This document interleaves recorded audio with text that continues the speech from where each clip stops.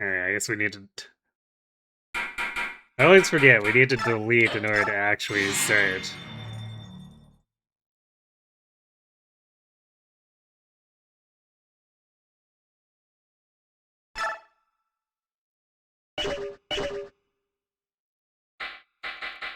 Oh yeah, that's right.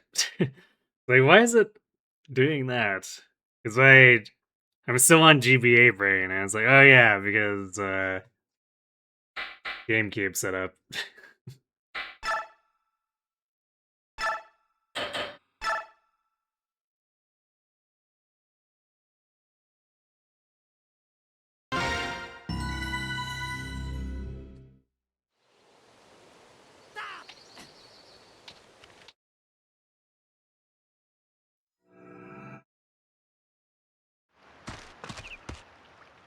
So I guess this will be a little more ordinary-ish until we get the cats. Or specifically Lethe and Mordecai.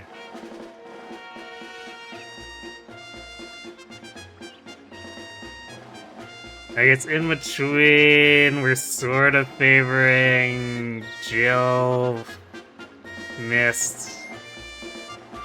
Or I guess Jillian, or not Jill, Ike and Ileana. And then Mist, I guess technically Mist. Although I don't think I'd be using her any other way than normal compared to when the cats are yellow.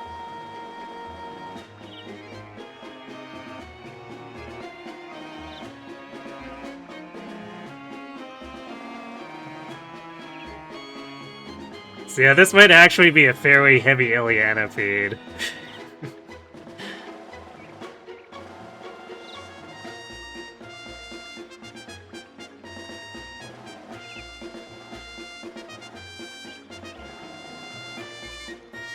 Time for Pegasus Coach to feline out the category. Ah, I see what you did there.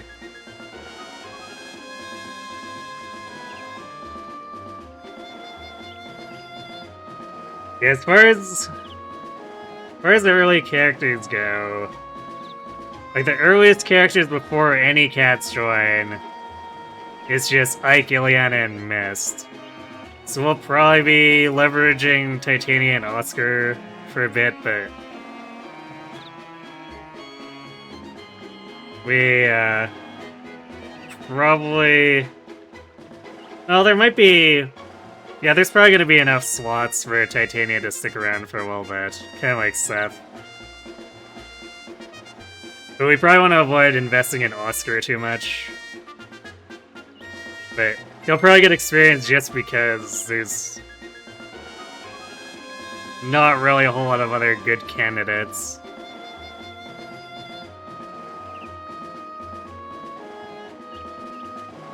And then we're bringing in Z-Hark, so he's gonna have to get trained. Ulki makes it in because of Mordecai, but that's a little bit later. Or a lot later, technically speaking. Largo's gonna eventually be there, and having him force support is gonna be something alright.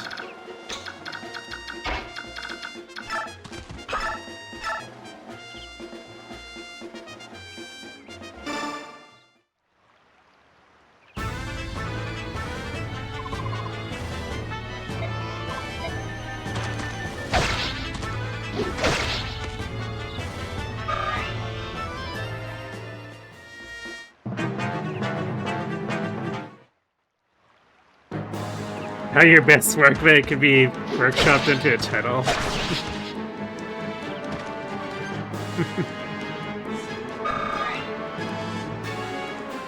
Well, I could see about putting it into the description, but...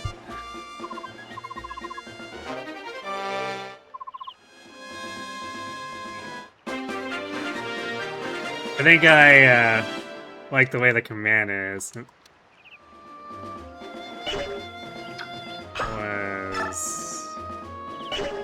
Forget the controls now. Or no, wait, right. Because I have to actually highlight. I have to highlight manually. We love highlighting manually.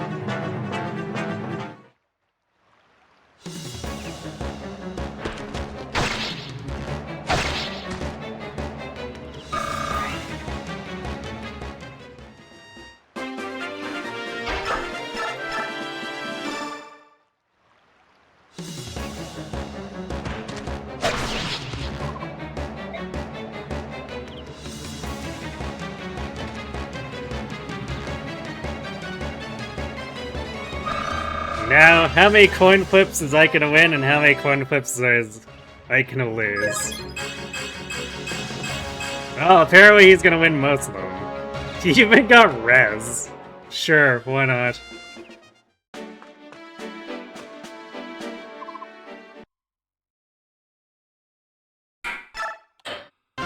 No rigging required here. Although we probably wouldn't be rigging anyway. Since we're allowing Titania, it's unlikely to be a problem here. It's not like the bonus experience run where the turn counts are just absolutely insane all the time. Or, you know, having to undeploy everyone on the defend chapter so that Ike just sits there dumbfoundedly tanking everything.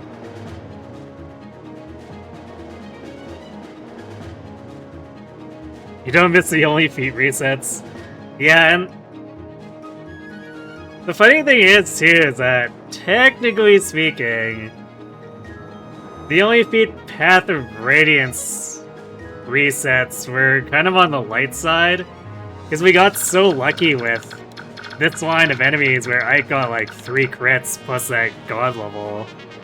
It could have been much worse. Like Shadows of Valentia, where we spent like a session and a half to even, you know, get a prologue.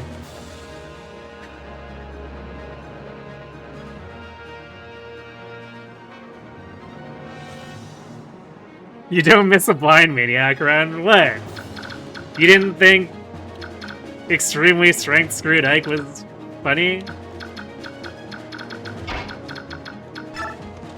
Because that was pretty funny. The fact that I had to be like, oh, my only option for killing Black Knight is literally Ether, because otherwise I don't deal damage.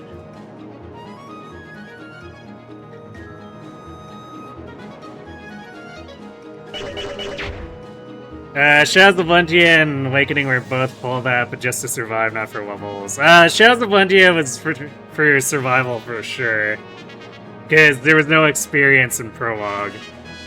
Awakening was a little bit of both, because we needed to make sure we at least had passable levels on every level up. Like, ideally, we were shooting for really good levels, but considering the odds of winning using the strats that completely banned Fred,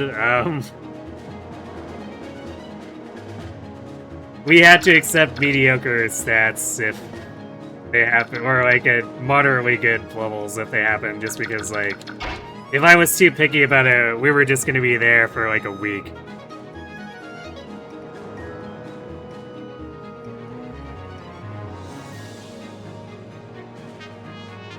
Yeah, Binding Blade somehow got out first try. Roy was really gaming there.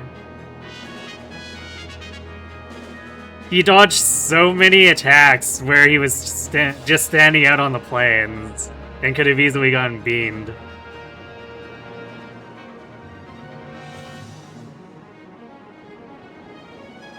And yeah, Shadows of Valentia's, the kid animations, and the voice lines.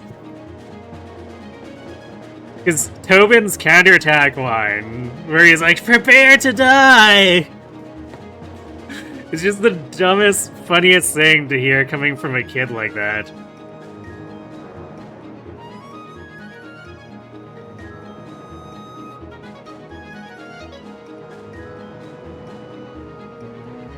Shadow Dragon took like 20 to 30 attempts to survive. It was probably more than that. But yes, it took a while. Because Shadow Dragon, and I had to allow unequipped tanking with Jagan and them. Because it was impossible to keep everyone out of range of the pirates.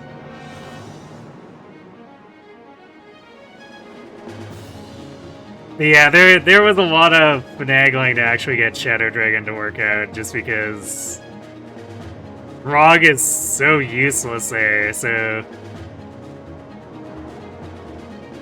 it was mostly just Marth and Gordon. You know, things are really screwed up when Gordon is more useful than someone. I don't know.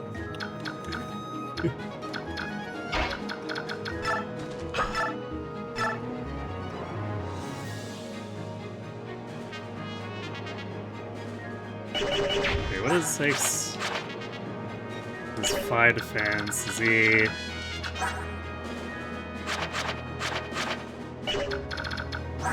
It's technically fine. Actually, I guess we want to have Titania blast this guy and go for the Seraphim.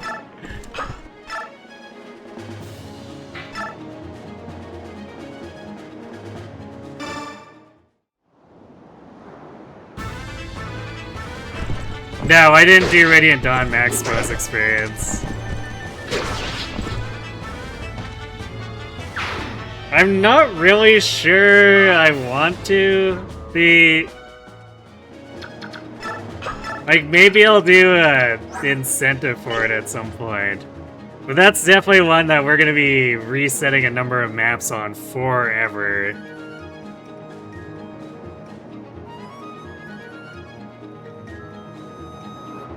Because there are a lot of objectives where it's like, number of units surviving on a certain side. So like, the red dudes on Joffrey's charge, for instance, or... I think the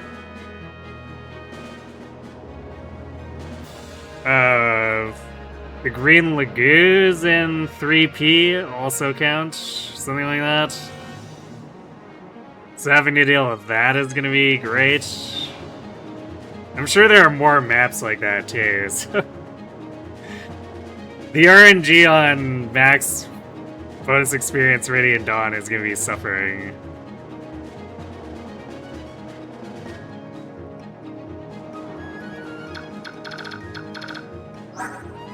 And then I guess there are turn limits as well, but I don't think the turn limit ones are gonna be... There will probably be some places where we need to do some dumb, unreliable strats in order to make the turn limits, but it's not going to be the same as trying to farm out, oh, these 20 units have to not die.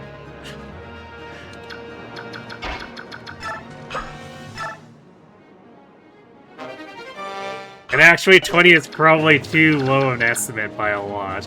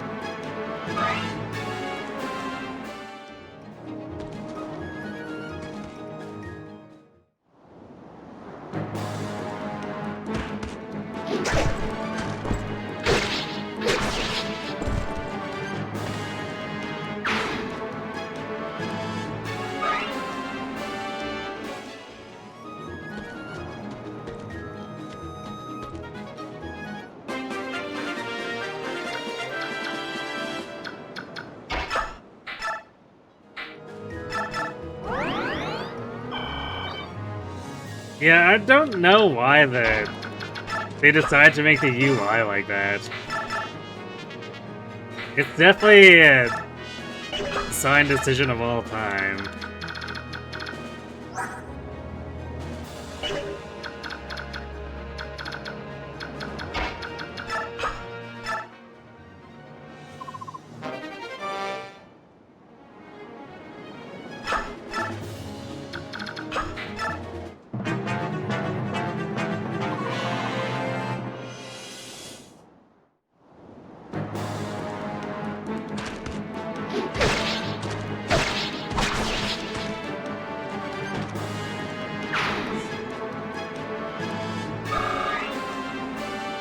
I guess this first level is gonna be without the fighter van, because I forgot to trade it over and it doesn't auto-equip.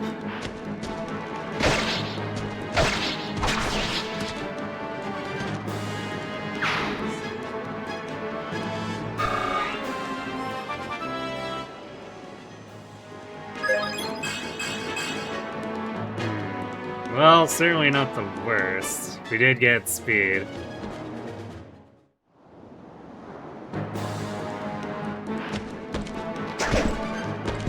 Don't think any other game is this informative.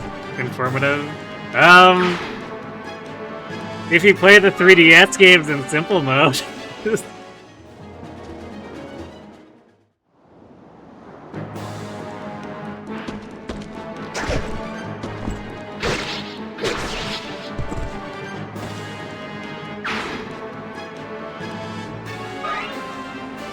Like, this UI is bad, but I think simple mode 3DS is actually detrimental.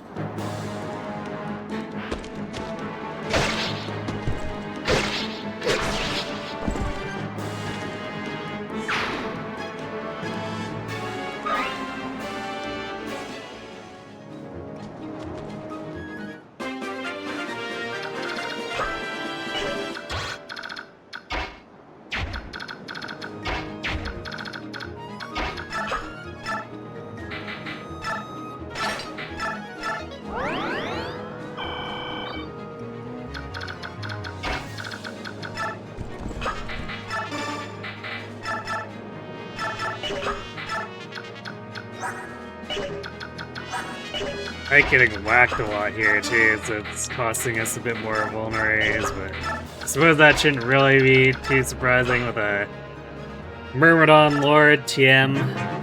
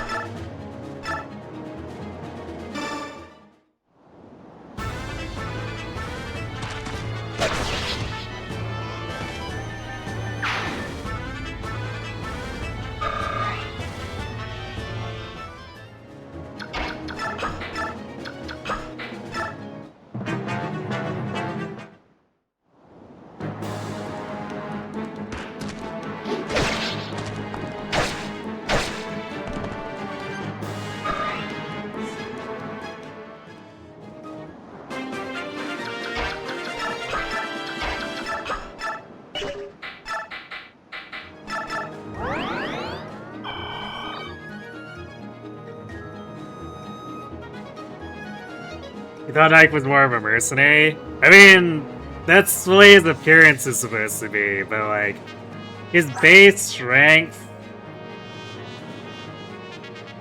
the way he grows, it's still more akin to like your traditional sword Myrmidon Lord. His pet, or his Radiant Dawn version is closer to like Merc Hero.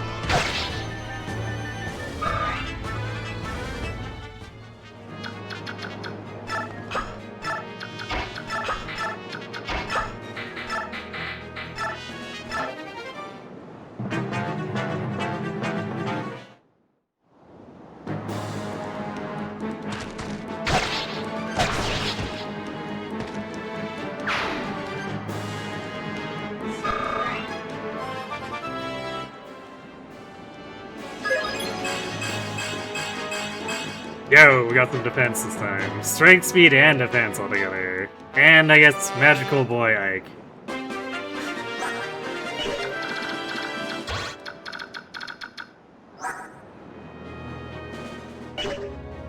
Gonna be breaking out that pure sonic sword power. Something.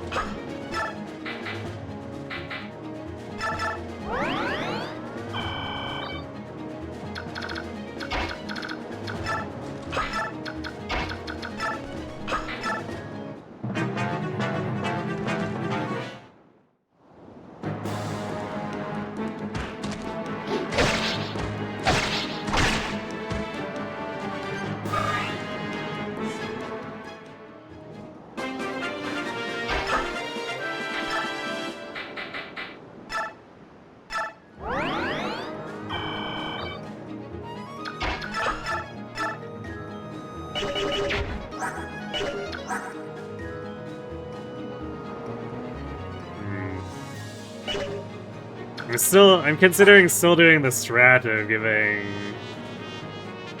Zawana the Zawana kill to Titania. Because we're probably still gonna have to have her carry pretty hard until we can get the cats, and then they'll be technically a downgrade from her.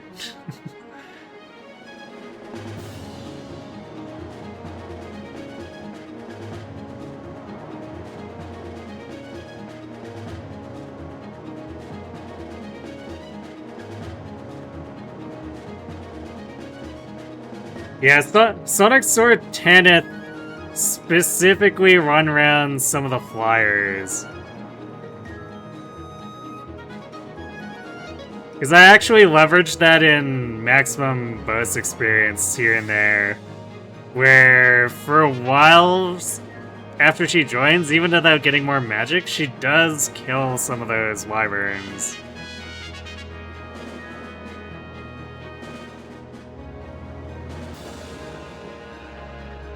It's rather handy. But, yeah, Maniac, the Flame Lance is not helpful. Because we had, was it?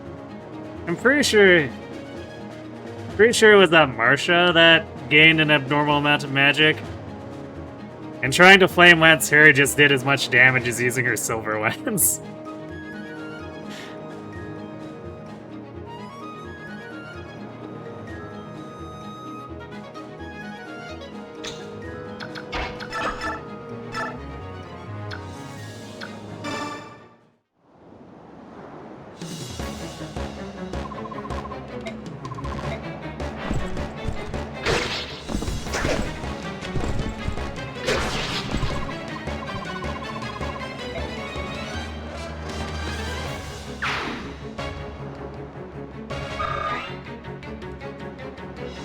That actually didn't give a whole lot to Titania, but oh well.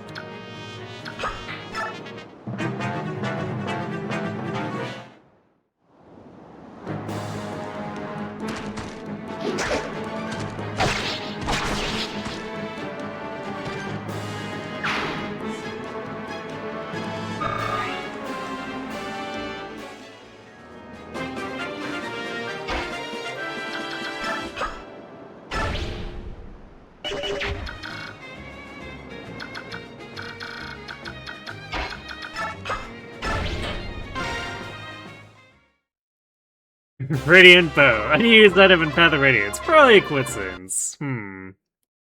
Probably.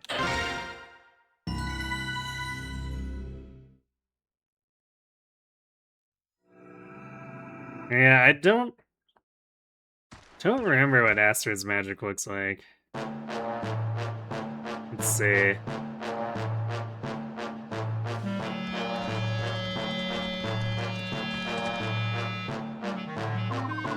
So she has a base of 2.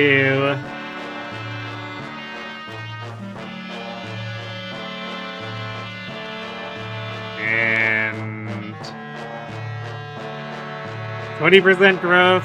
Yeah, I don't know if that's doing a whole lot.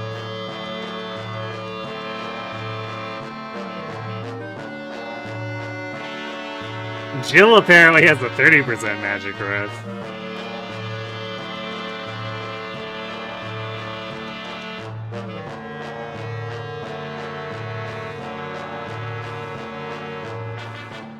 I guess Mia's got a 30% magic growth.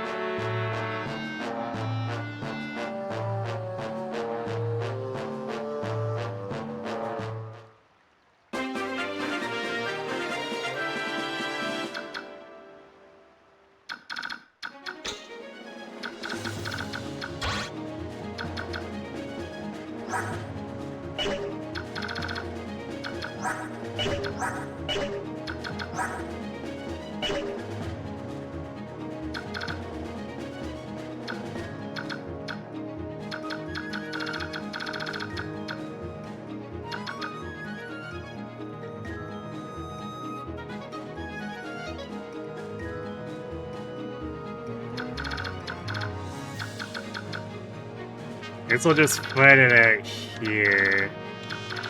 Since we're not going for the bonus experience, we don't need to, like, shuffle our way over.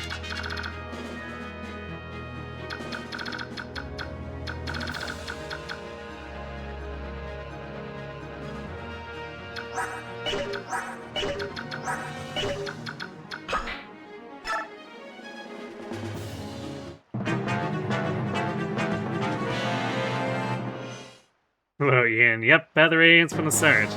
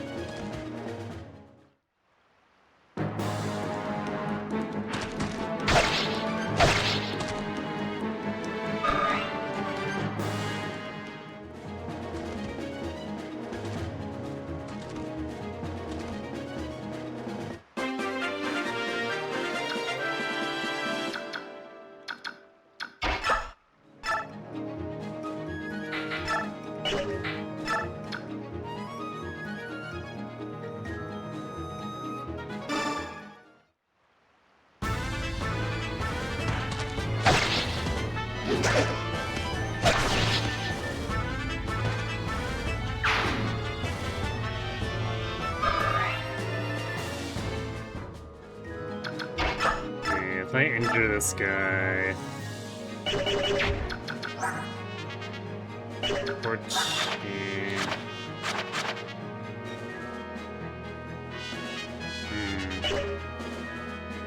Want to be careful, because we could make Void suffer from success if he gets a lucky freak hit on that guy.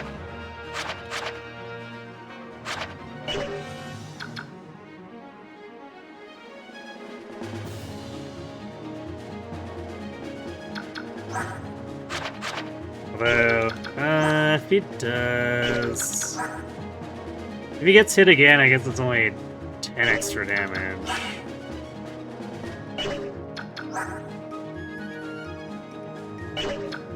So we can tank that out once.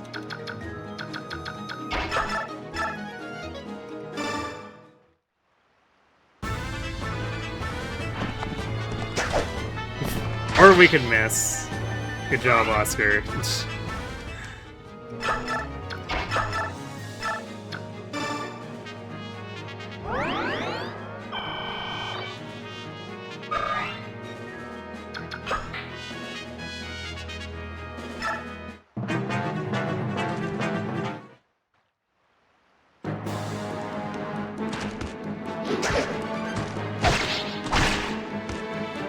Yep. I mean, it's not the first time I've done Maniac.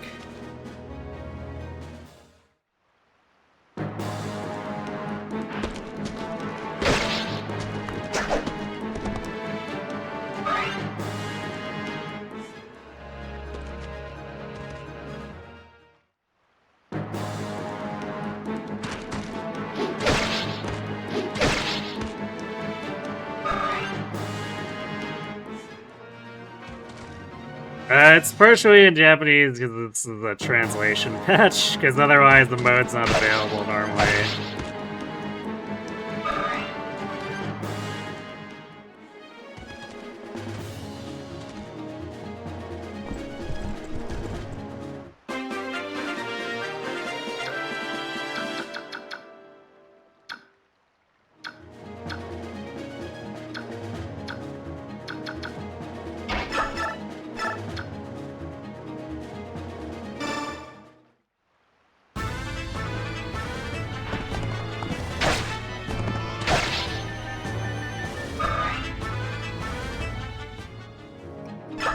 Yeah, they removed Maniac and replaced it with Easy. And Easy is, very wonky.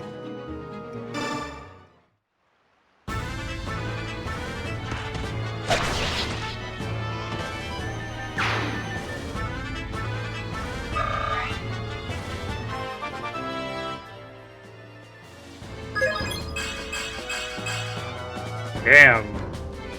At least offensively, this Ike is popping off.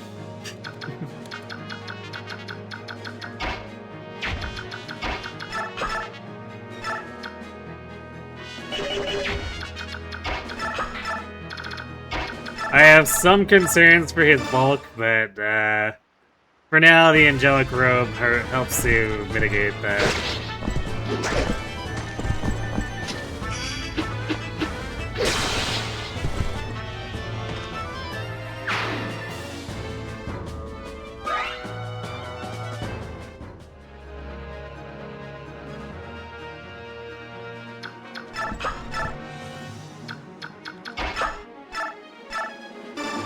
Yeah, wonky in a funny way, like some ways, for sure.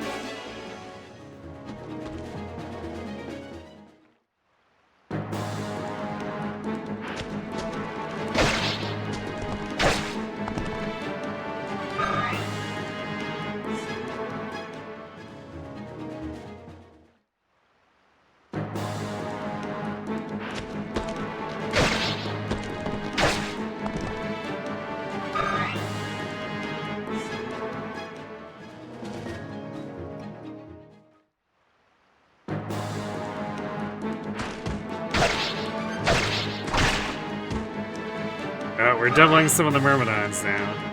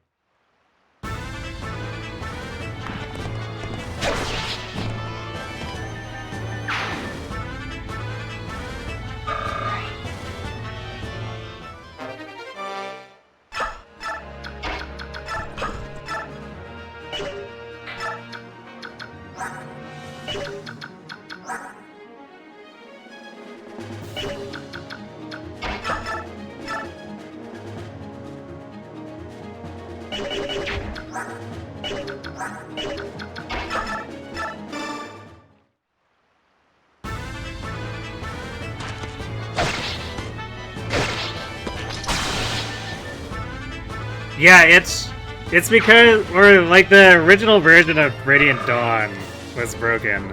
I think they eventually released a version that doesn't crash, but I think the story is that the original version was not, you know, prepared for the changes made in the International, so obviously they didn't have a code in there to handle it. So even just having an easy file on your memory card crashes the first version of Radiant Dawn.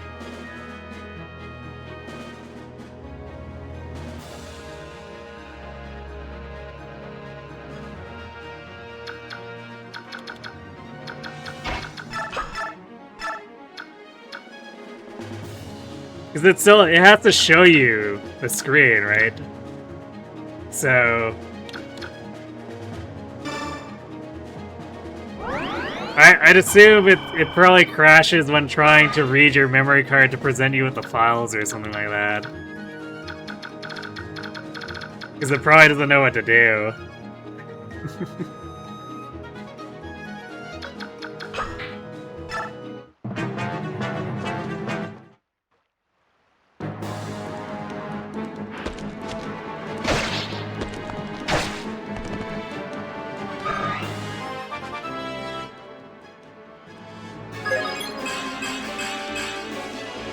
Wow, strength, speed, Oscar, actually.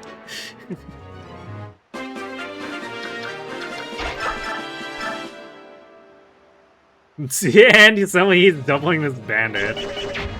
Incredible.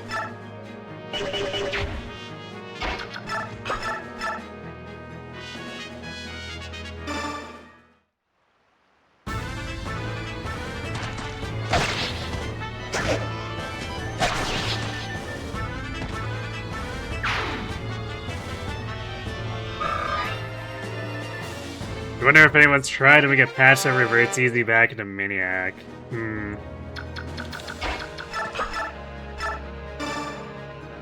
I feel like that would probably be more work than just working with a translation patch.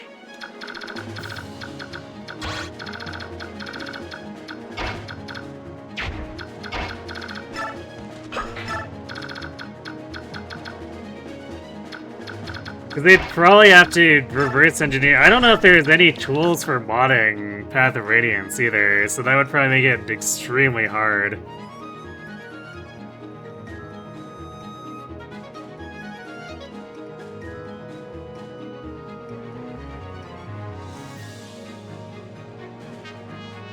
You're of the opinion that Maniac sucks and the decision to replace it is the right decision. It's definitely not their finest work, for sure.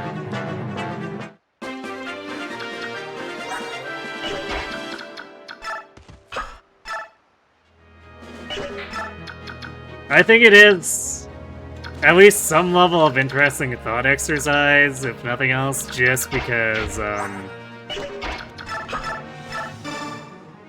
the enemies here have bulk or we're just having overwhelming offenses. Unfortunately, that doesn't really make for great map design, but it was an interesting experiment.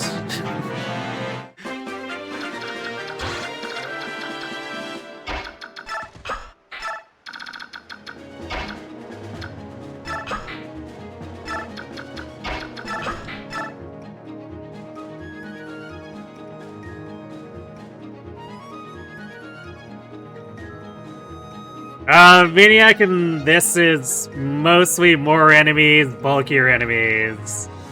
Their speed and damage output is not much higher than hard mode for the most part.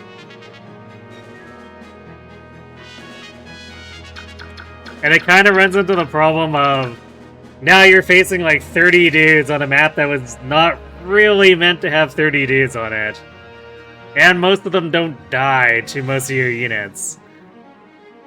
So it's kind of like having an extended pillow fight.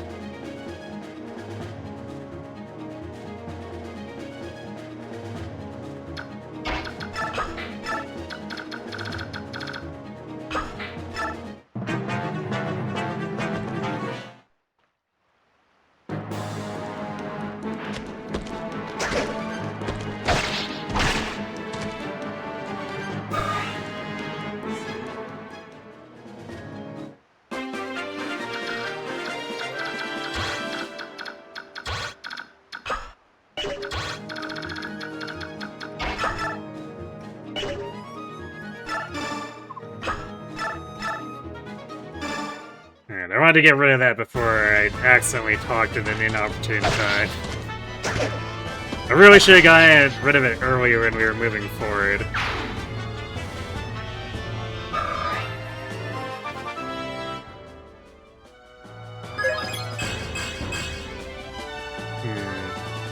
He's still gaining speed, which is pretty important.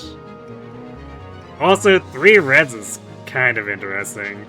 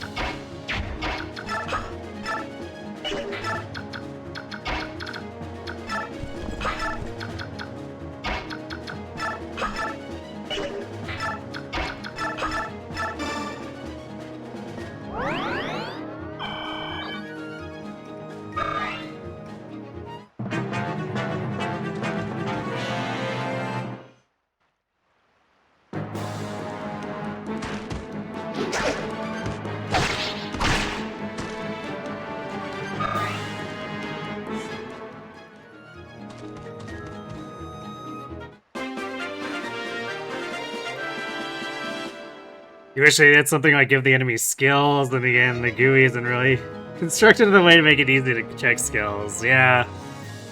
And skills in Path of Radiance are kind of meh, and also enemies with them can sway the battle a little bit too much at times. Because there are some guys, like Ashnard's elite goons, have some. One of the snipers has Deadeye, which can be really bad.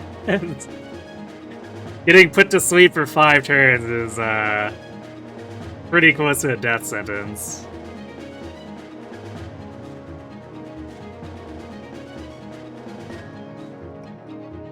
And then there are a number of dudes with Adept on that map too, if I remember correctly.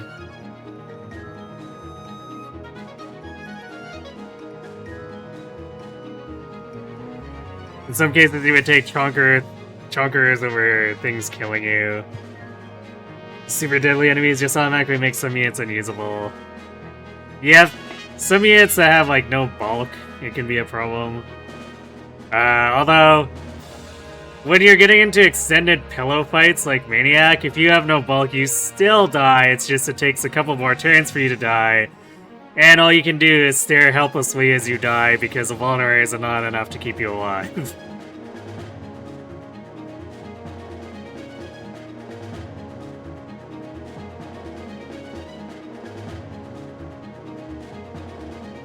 You saw someone playing a patch once that gave all enemies a random skill, kind of like a pseudo-epic plus, but it looked pretty annoying to check which skill they had. Oh yeah. Because you have to page over. So enemies with skills in Path of Radiance are a real annoyance to check. Same with Radiant Dawn, really.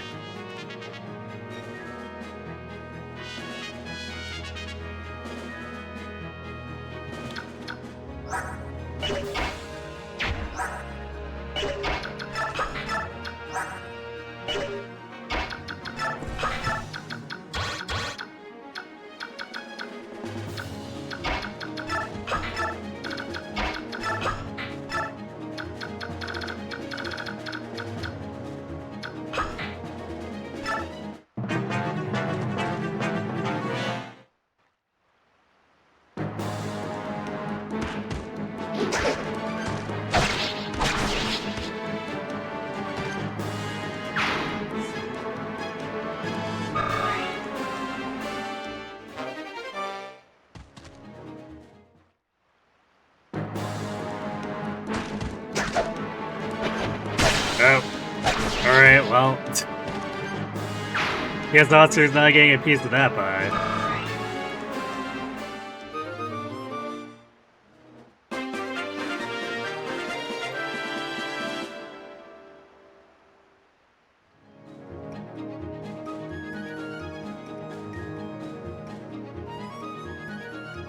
But I think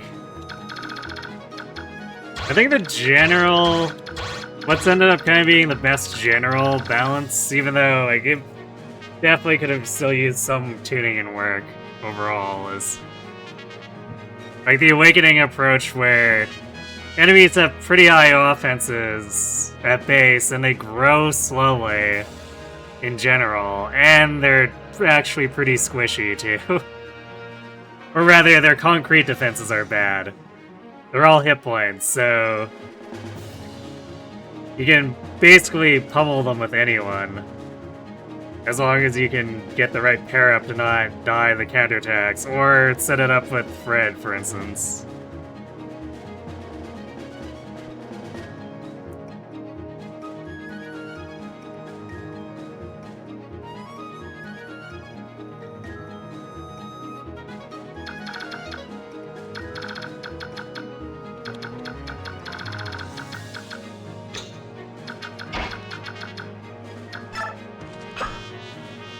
I think that might be it for the proximity aggro. I think the rest of these we have to actually stand in range.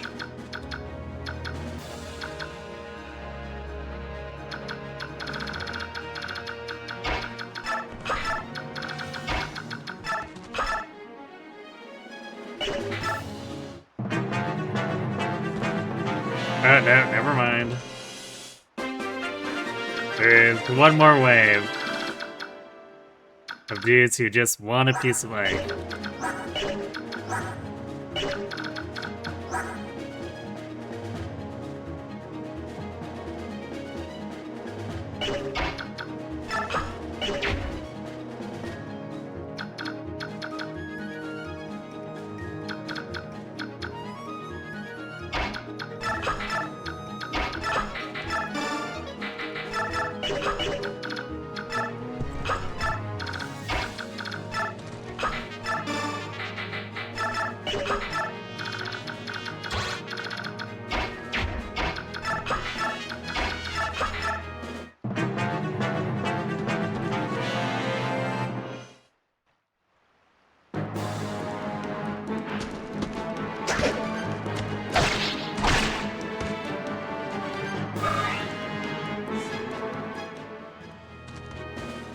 You're tempted to be pedantic here with the right pair up. Would you remember someone saying you can do whatever pair up you want?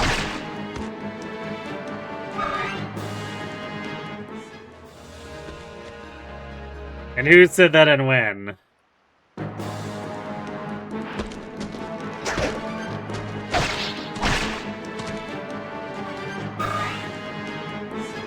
Because you still have to do math. It's not a strategy game if you can ignore the math.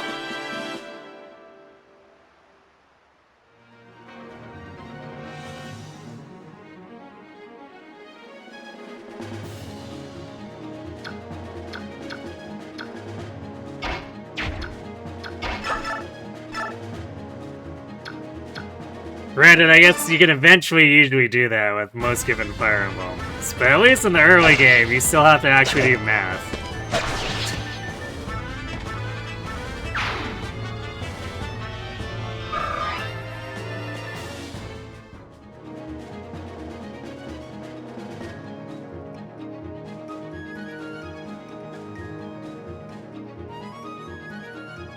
Checking the wiki, aside from the Deadeye Sniper, there's an Astra Swordmaster, 2 Vantage units, a Nihil Paladin, and a Guard Council Paladin, but those aren't doing much.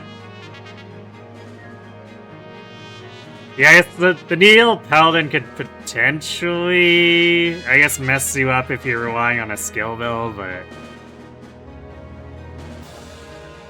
on the other hand, they probably don't have enough stats to really matter that much on their own. It'd probably only mess you up if, say you're trying to rely on guard, Vantage Guard to save you or something like that.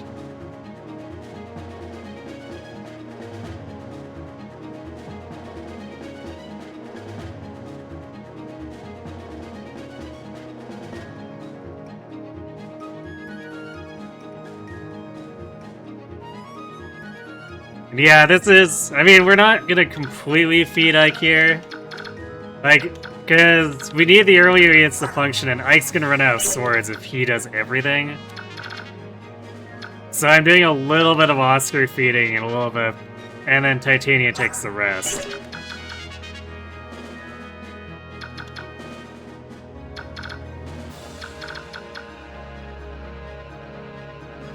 Because we want to be functional enough on the defend chapter too to hold all the three sides and not get into a situation where we're not able to recruit Ileana, or we're having to be so aggressive that she might end up getting splattered in the process.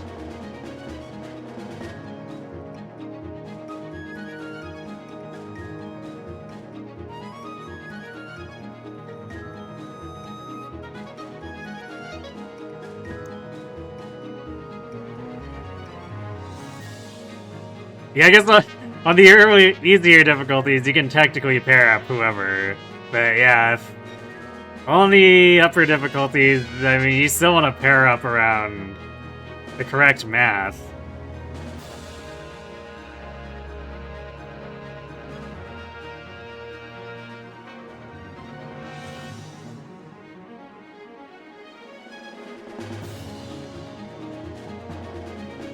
But there is flexibility, it's just a matter of how you make the math work.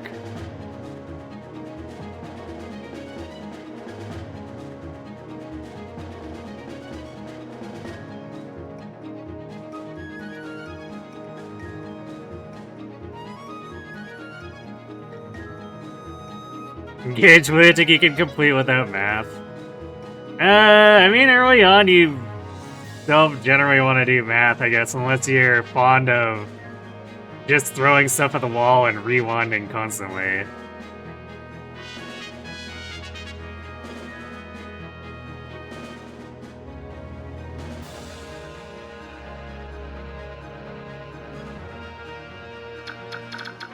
Of course, then you eventually get Bonded Shield and the game's over, but you know.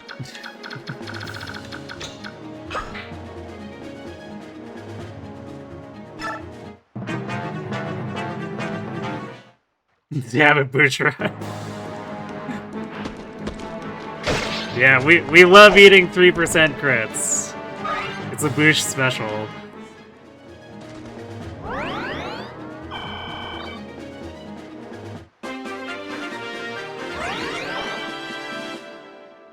Need more Haunts pair-ups? Yeah, I mean, Cavaliers are good, and their bonuses are at a premium.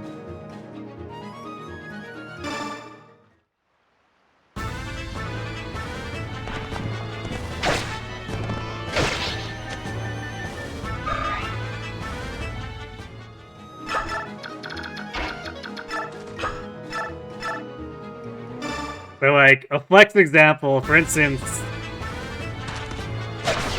in Chapter 2, Vake with Virion as a backpack still gets doubled by the soldier, but he has exactly enough bulk to survive with 1 hit point, unless he eats a crit or the soldier has Luna Plus.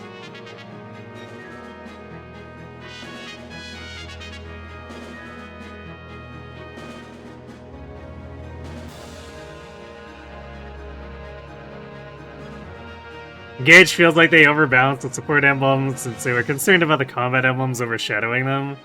Instead, the combat emblems getting overshadowed. Or instead, the combat emblems get overshadowed. I don't know about that. Like, consider how universal Lyn is. She provides a ton of speed. Just equipping her is real good for any number of combat units. Magical and physical. Yeah, Bonded Shield is pretty dumb. But a lot of the emblems are just, I think, purposefully overtuned. Because they want them to feel like superpowers.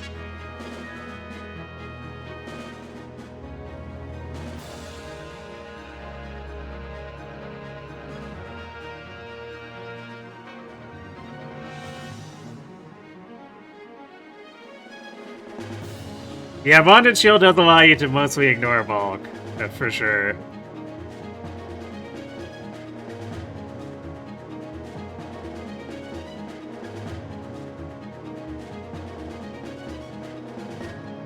Sword emblems would be Lucina, Violet, Core, and Micaiah. Yeah. And they are all pretty strong, yes. But like, combat emblems, you still got, like, Roy's. Roy's great, Lynn's great. Erica's great.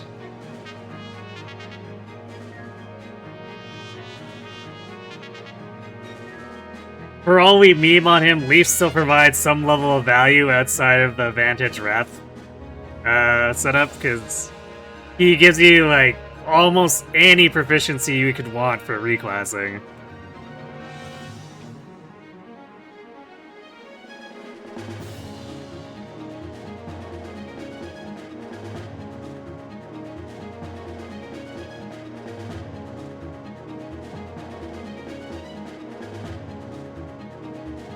Yeah, once you get rolling on your engrave access, the amount of dodge you can get kind of lets you utilize any weapon, otherwise... Yeah, some characters are stuck with compact axes, especially the axe users are stuck with stuff like compact axes. I'm not sure why the devs decided that a lot of the axe units should have low base luck, but it's where we ended up.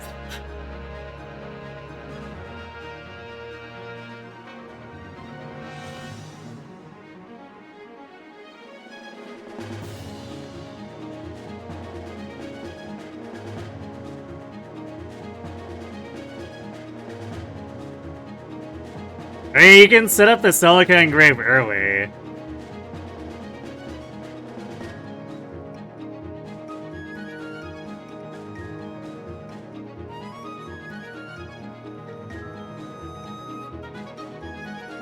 And there is some incentive to do it, because tomes don't have an equivalent to swim weapons.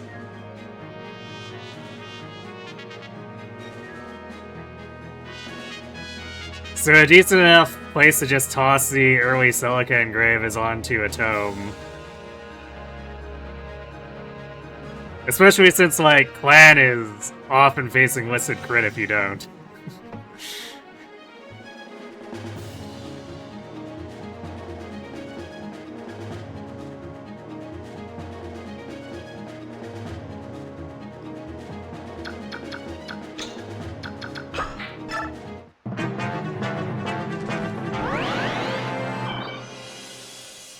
That Myrmidon is very afraid.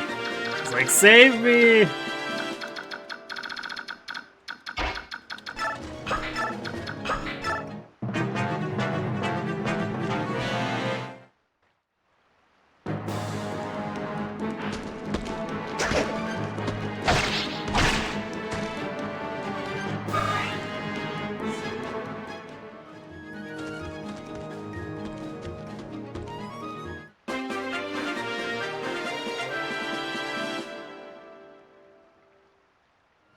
Second to last for reclaiming. But, like, don't forget that Celica is actually with the team for quite a while in the early game.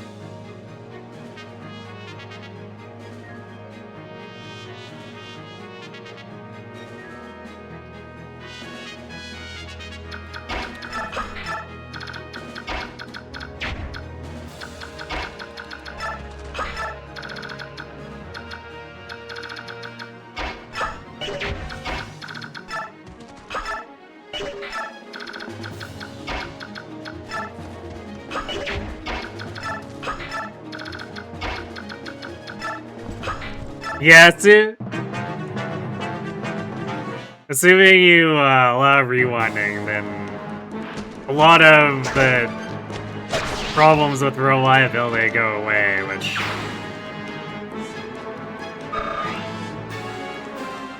a lot of why I simply don't care to use rewind stuff, but it is quite abusable if you want. How long have you been standing there? Hey Tim, thanks for the raid. Did you manage to finish the game now? You were pretty late. Or like, because you were at Izuka's tower, right? So you gotta be close if not done, right?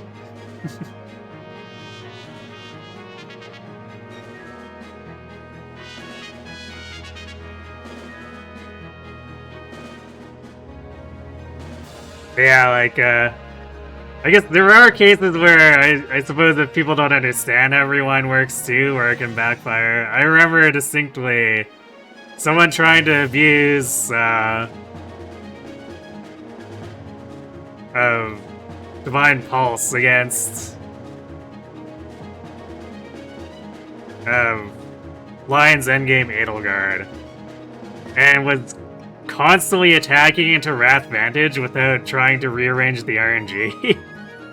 And getting really mad. Because, you know, apparently attacking into like a 65% crit rate and getting counter advantage crit was bullshit.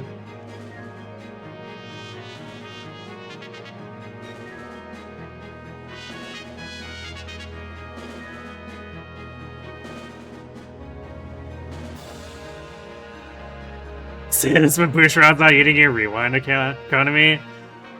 I mean, you have 10 rewinds. Is it really that bad to get Bush one of them?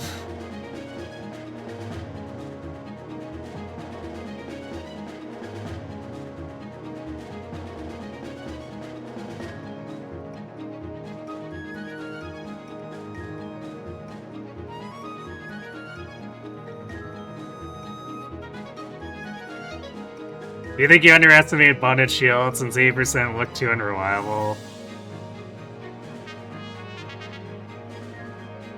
Yeah, I mean, the way the tooltip is too, it makes it sound like it's not as good as it is, and then as soon as you play around with it enough, you realize it is programmed in a very silly way.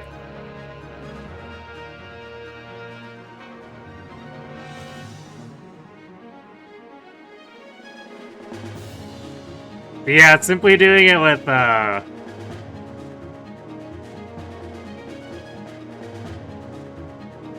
Cav or Flyer bonus is definitely a very simple way to turn it into complete invincibility, or very close to it.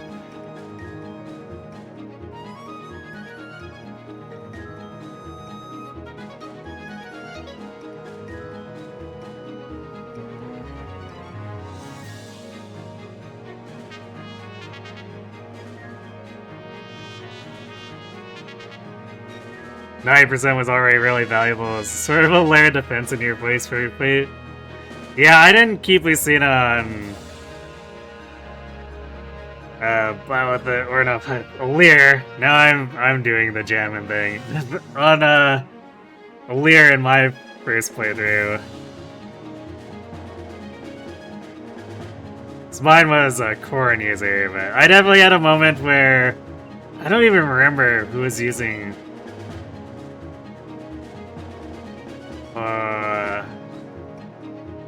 yeah, I don't remember who was using Lucina at the time. But I tried to Bonded Shield Cedal on the 80% because we got backed into a corner. I actually run it off after that because Cedal got hit through both 80%s. He was bulky enough to survive one, but not both.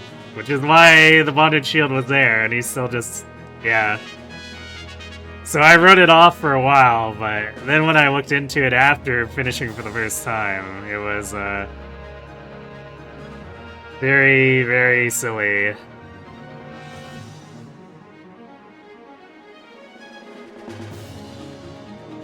Bold assumption that Bushiroad will only take one? I mean, if he eats one of them, you can just be like, alright, sorry Bush, you're going to the back line, you don't get to participate anymore, you already ate a rewind.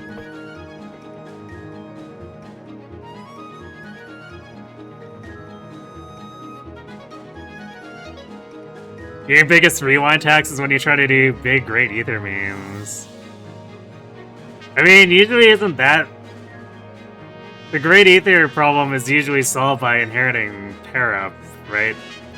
I'm assuming that your problem is usually getting backup attack too much.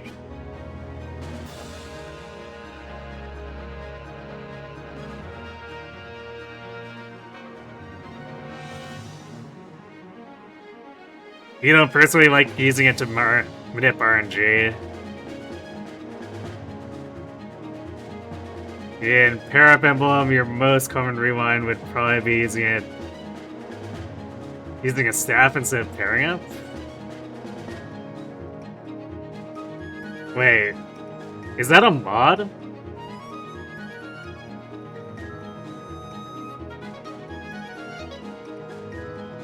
Yeah, Kirby discovered...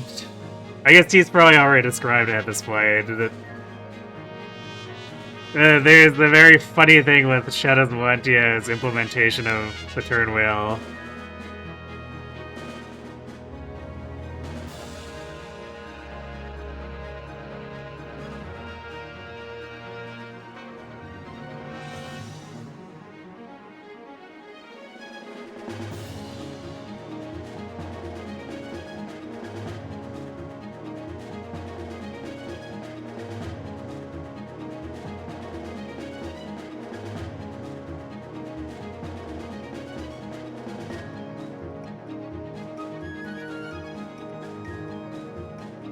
I mean, I don't know, it could be that it's also they mess up the pointer.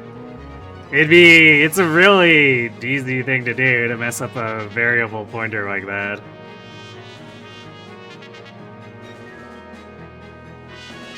Your great either memes is because you go oh ham and overextend. I see.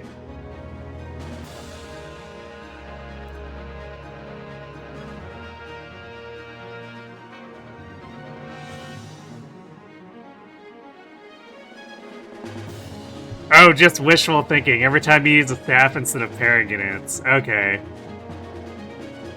That makes sense. Yeah, that's why I tend to not use the auto macro for pairing up. I've done it enough times where I've actually had to do a different action I didn't want it to do instead of that.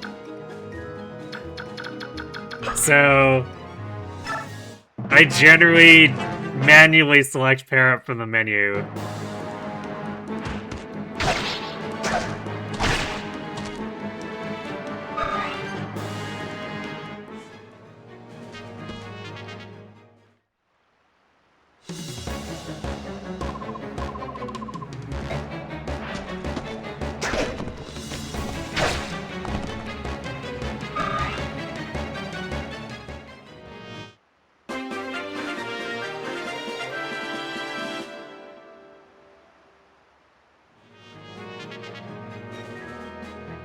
Oh, you weren't even the one who found it? Someone randomly puts it in the LTC Discord of someone making May 5% crit every single enemy by abusing it.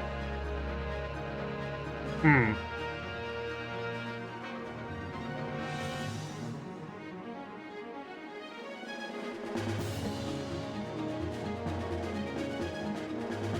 Or, I guess...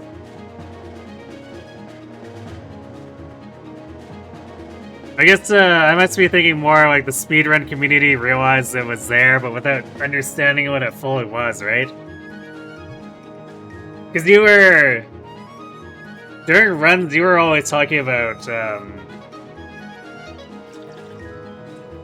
you can rewind once to reset the RNG, and then after that, it's always the same. So, like, you picked up on it, but without knowing exactly what it was.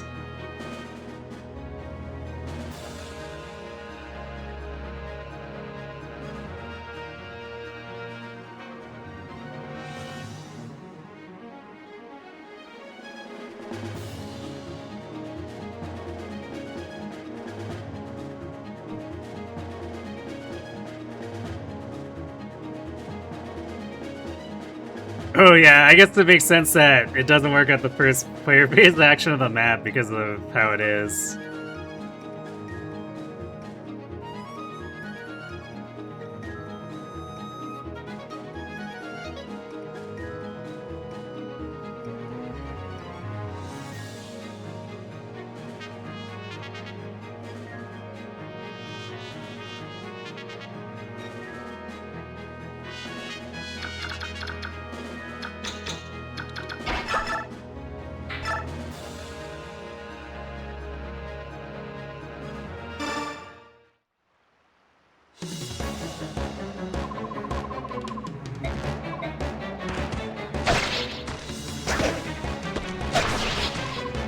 Look at this Ike.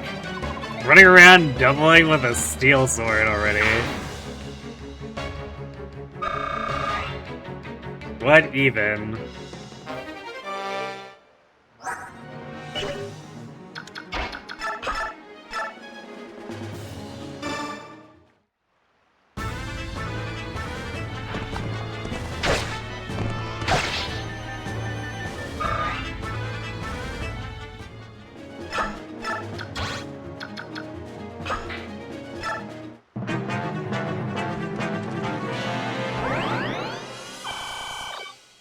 Alright, he has a vulnerary, so now he's trying to run away. Come back! Feed my Oscar!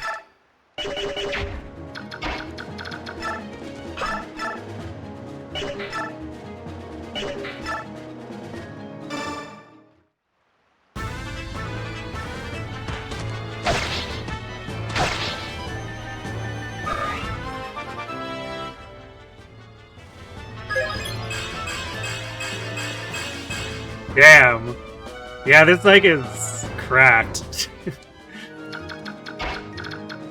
Almost every level has been at least one of the core stats, if not multiple.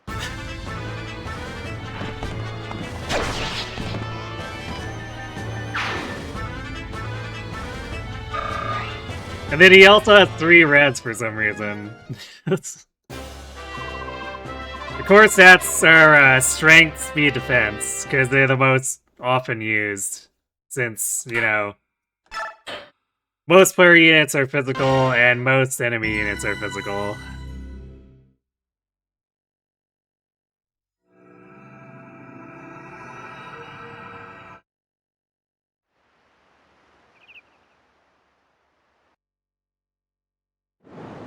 You like calling them hard stats?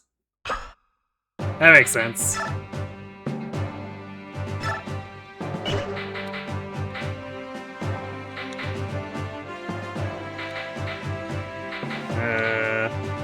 Actually, she's not going to be leveling up for a while, but...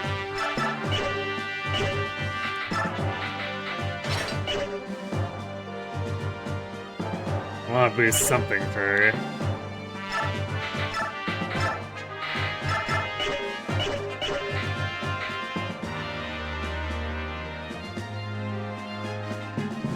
HP is the stat you forget exists until you're playing Fates. Hey!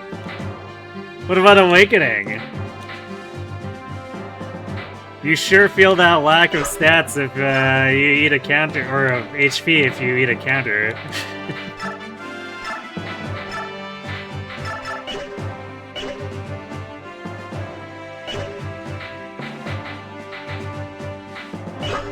What's res in this case? It's the dump stat, until you actually need it. Then you're in trouble.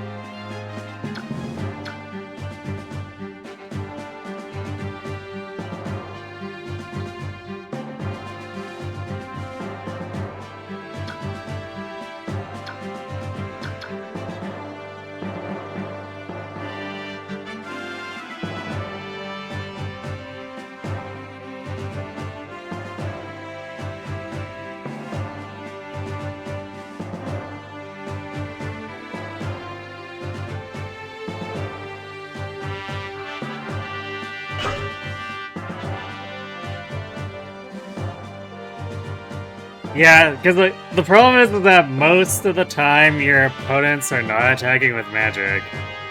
So it's like, it makes sense to dump res. It's for this a similar reason that most enemies don't have listed crit against like a halfway decent unit. So yeah, that's why Luckbane is often fairly prevalent. Yeah, Arctic Fox.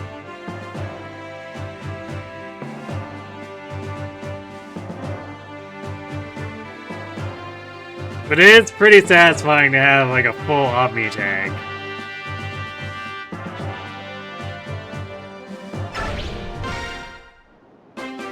Such as when Thick cares not for your puny weapons.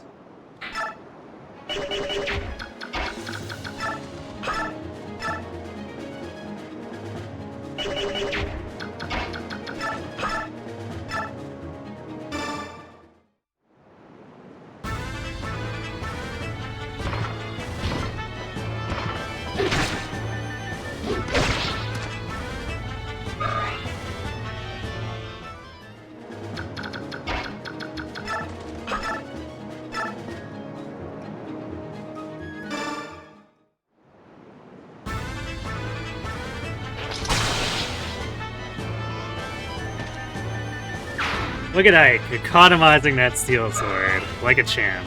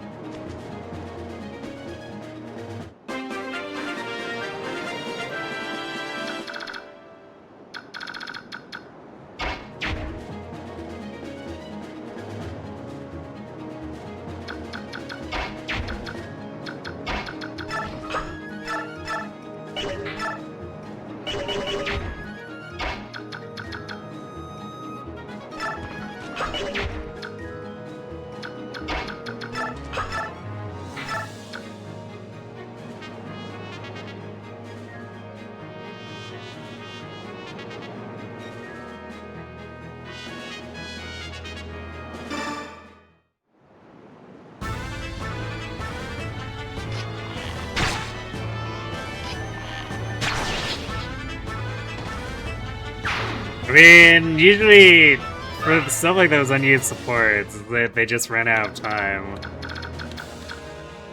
Not really a whole lot else to it.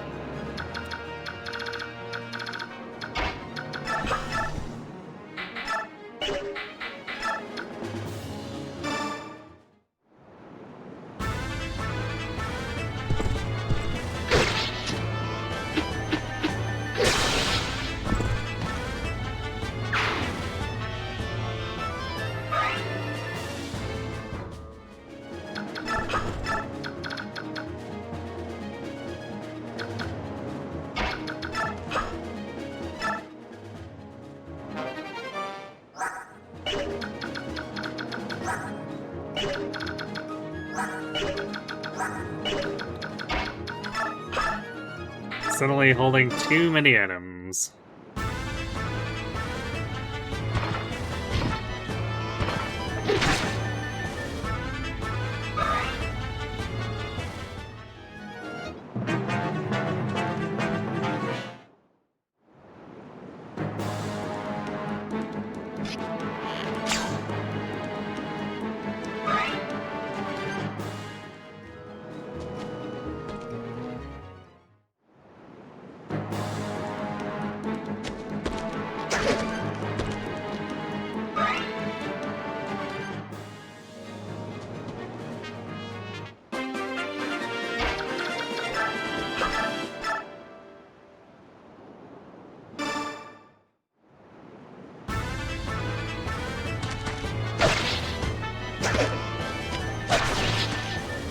It's just the nature of most games. Like, there's going to be some things they wanted to do and just couldn't. And it's like halfway finished in the data and they just had to dummy it out.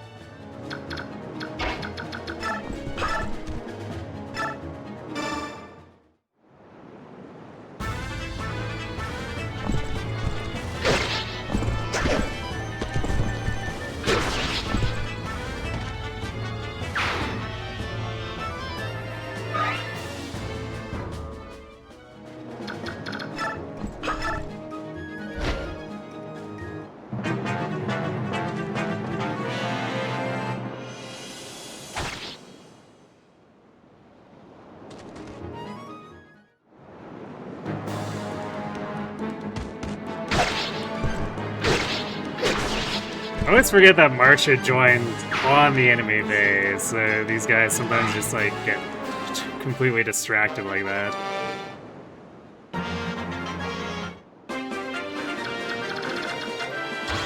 It's maybe a little bit annoying.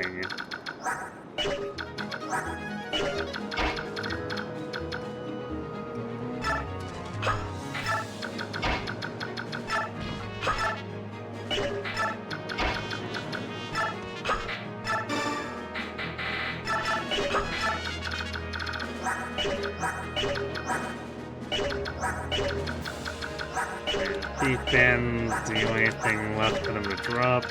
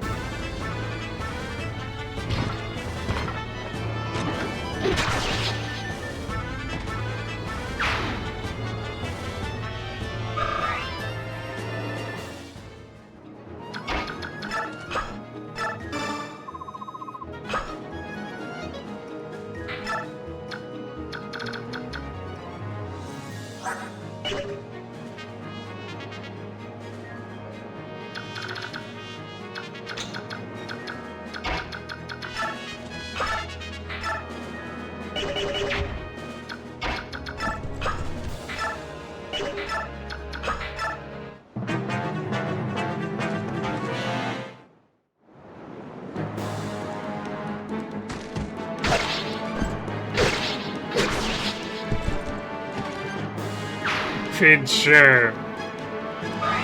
Magic sometimes feels like the only thing Soren gets.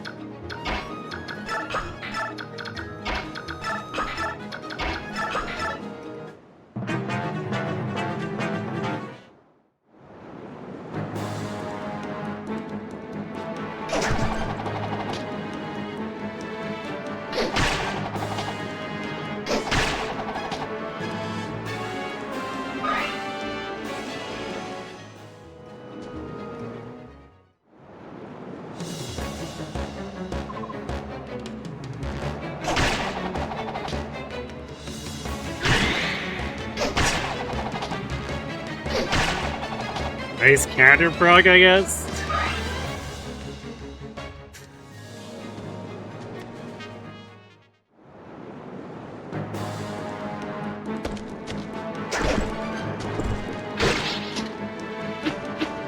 Yeah, rip that guy. Shame we didn't crit on the first set to send hand axes.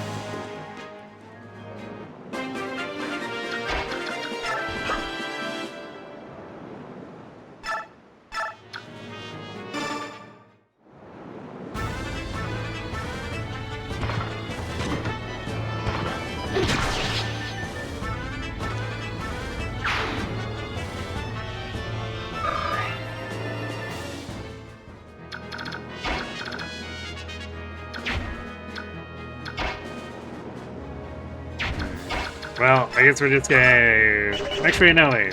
Titania can kill this. No feasting for Shinnen, but... can pummel this guy for, like, the 2-kill experience she gets.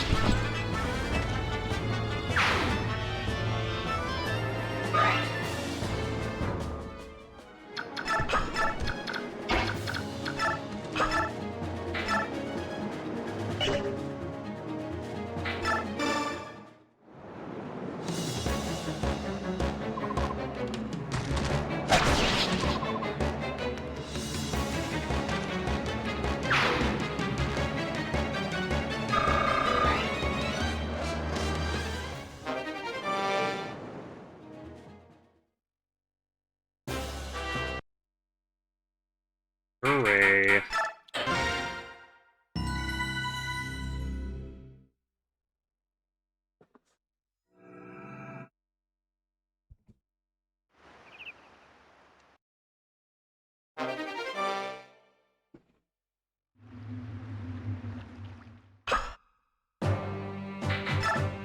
Alright, I need to simulate for 1 second, but while I'm gone, I'll leave you with this lovely vision of how many enemies are in this version of the map.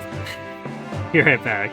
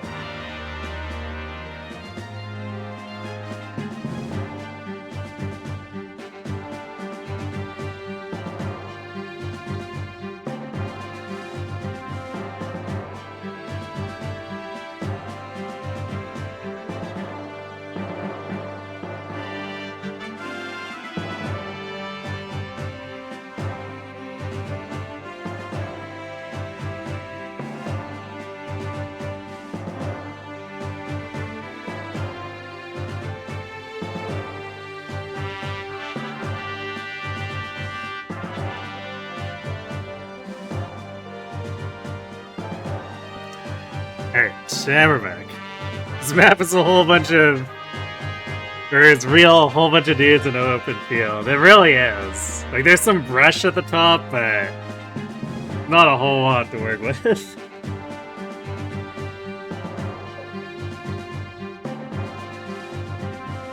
Good thing there are plenty of axe dudes for Swordlord to beat. Yep. Totally, like, there's this guy, and this guy.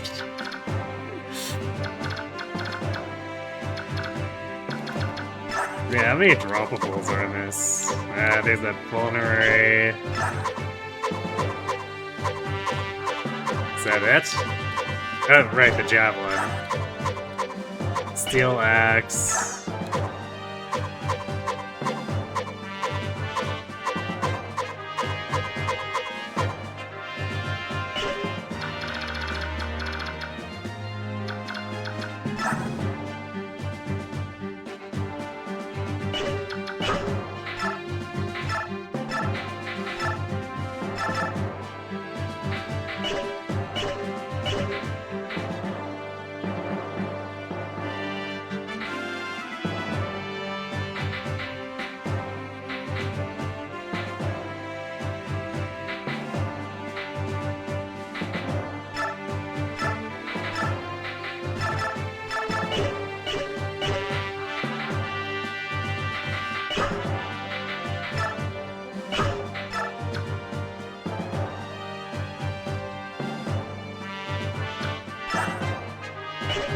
Defense. What can we get away with here?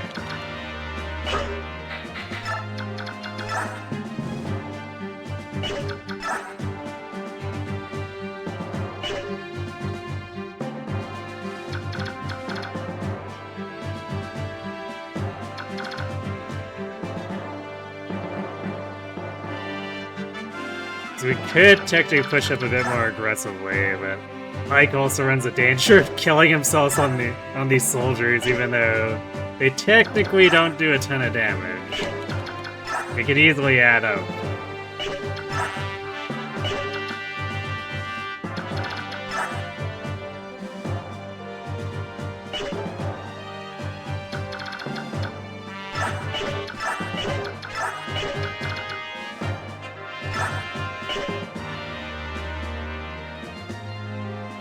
But I don't think Shinnen has enough damage to kill this guy, even with the steel bow. 18.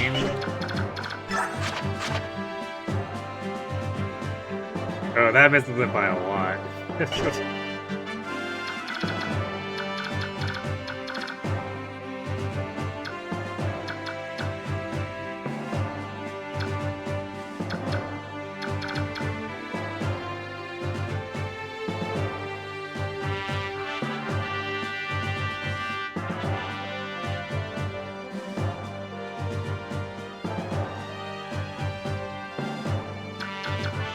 We probably won't be trying to feed Soren too much, but he is valuable chip damage that saves us from having to use, say, more of Ike's swords against these guys.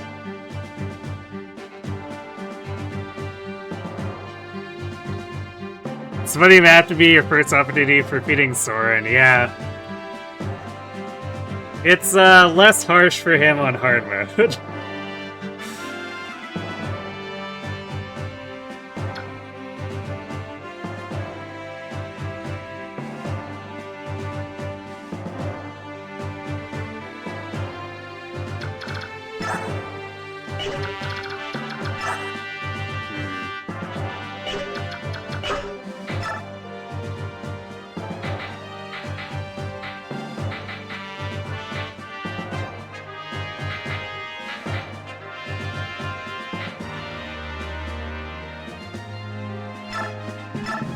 I should probably do...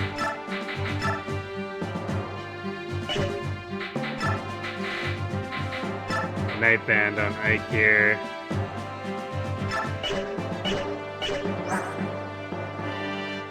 So he's doing good on strength, so we probably want to swap to trying to get a bit of extra defense. Even though these enemies aren't doing a ton right now.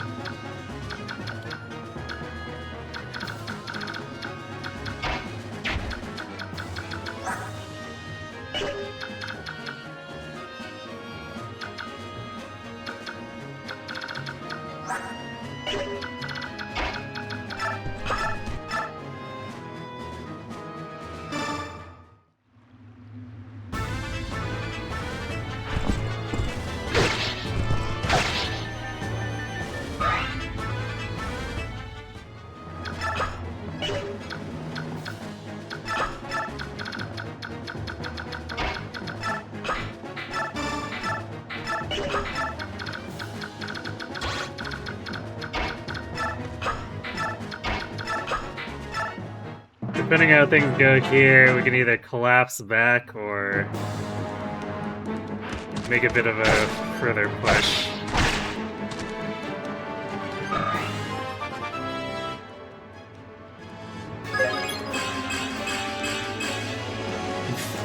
Alright, well, we still got speed there and plenty of other stats, but...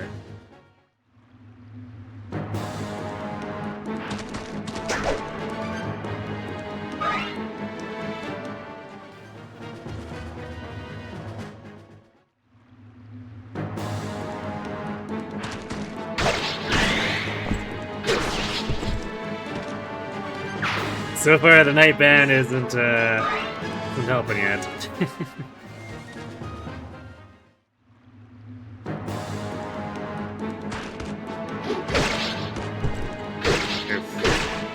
That's kind of unfortunate.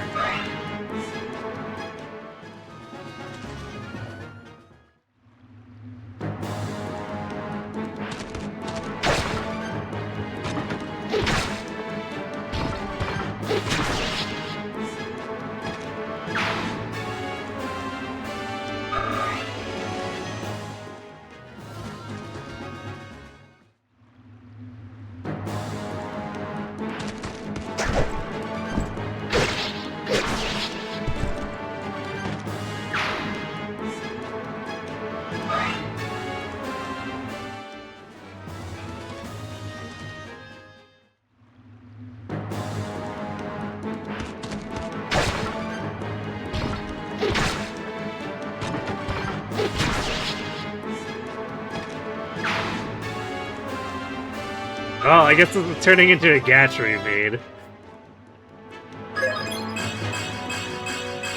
Yo! All 3 core stats on Gatchery.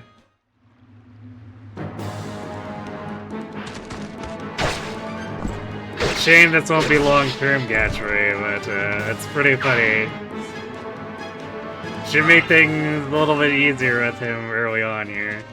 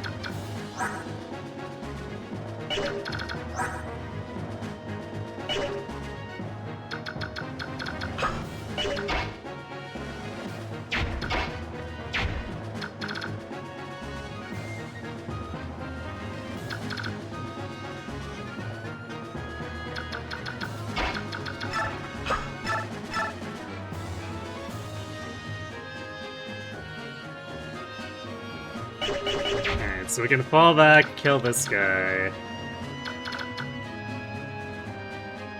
And the only thing that can reach Soren will be this archer. Everyone else can basically vulnerary as necessary.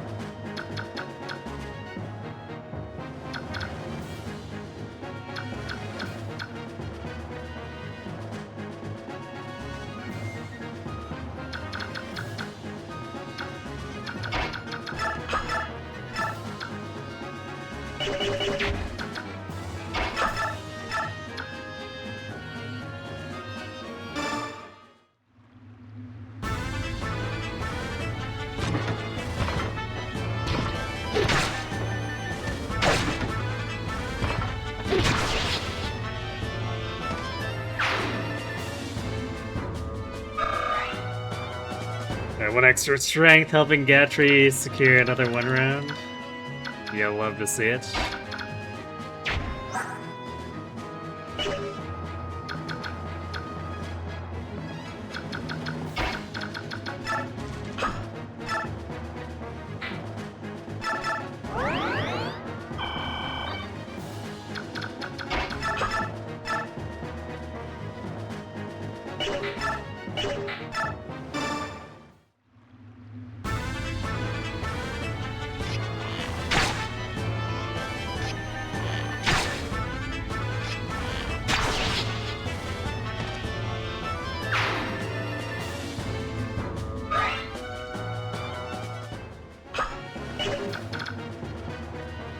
Hecklers.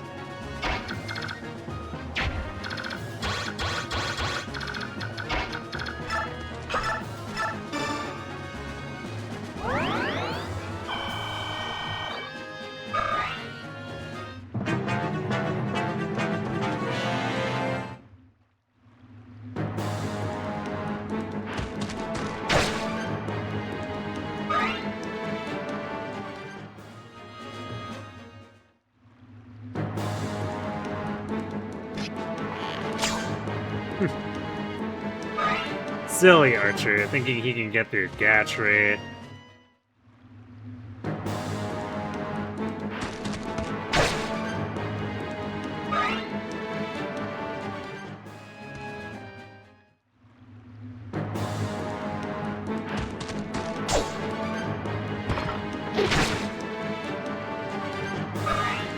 Well, no doubles against the iron ones. Not surprising, Gatry's not that fast.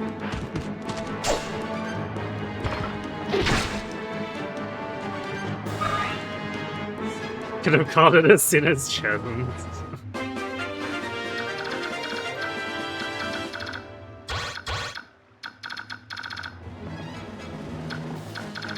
True, although I'm not sure how many people,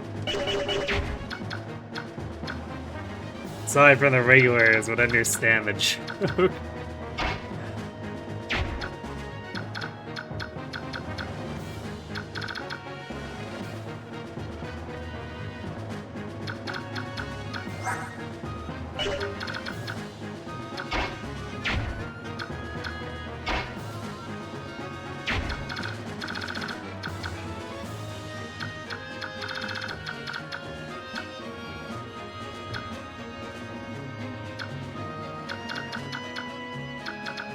I guess we should maybe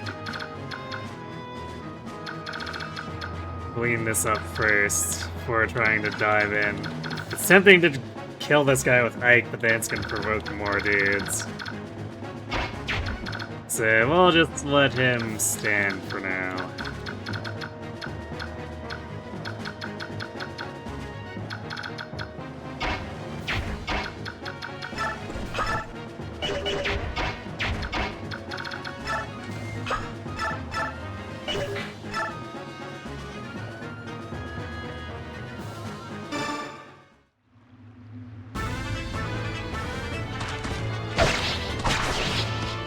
I guess unless Soren decides to adapt, because I think I might have him just see if he can potshot that guy out.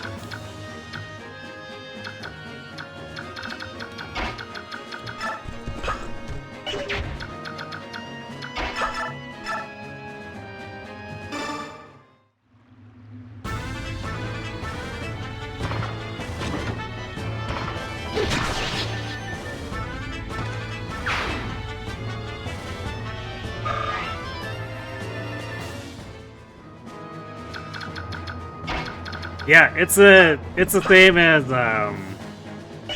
when we were doing Sakai and Gehenna, is that even if they're not actually supported, they still are priority.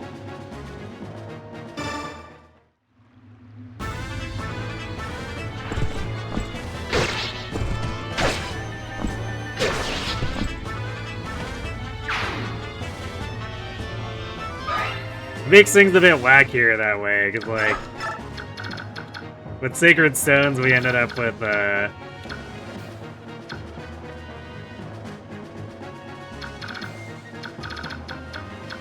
unpromoted Natasha and basically unused Dosla having to come to the Rawson court defense.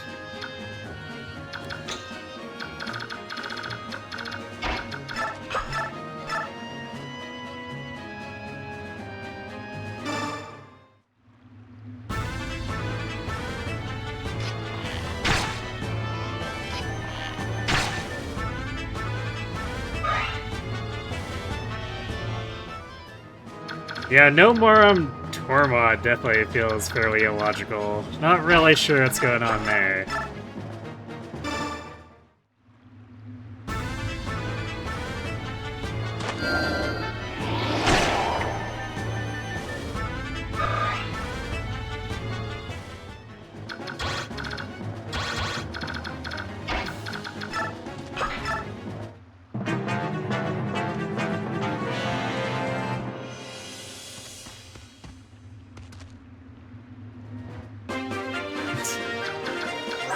Ah, look at this one guy thinking he's gonna be hero.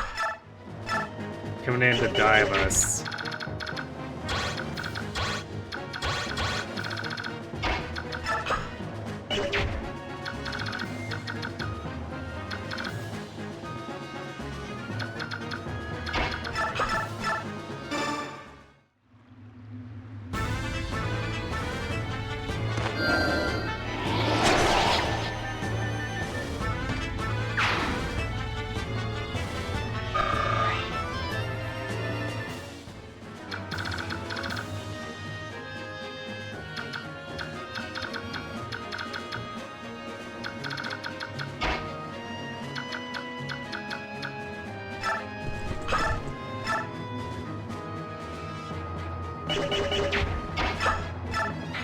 It's probably not.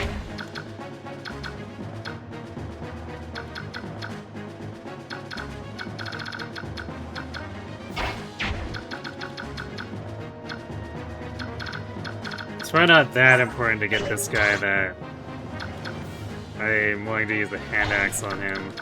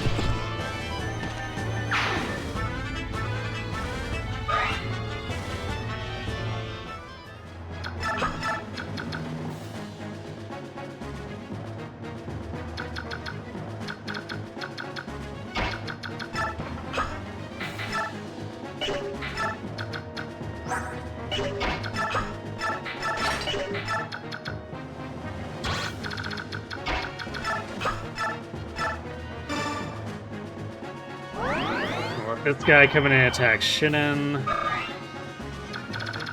She'll get him out from under coverage with the other units.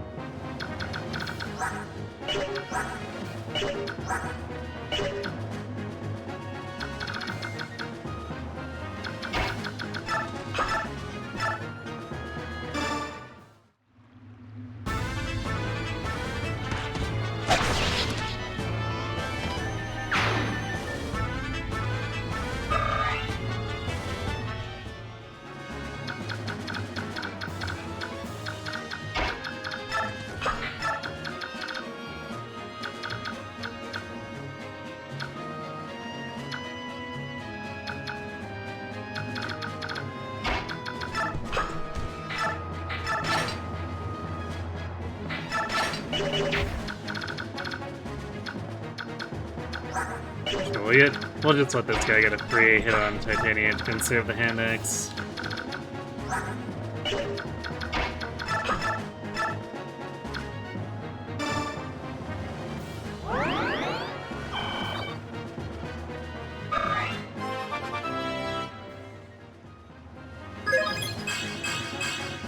Ooh, 11 magic Riz.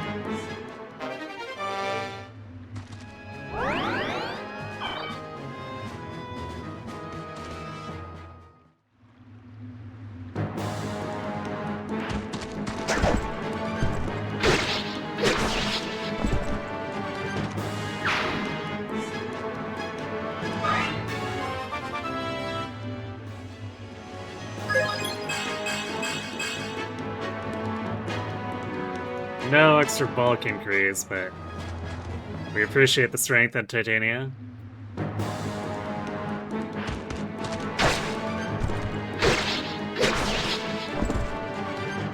You're irrelevant. Thanks for being the gremlin.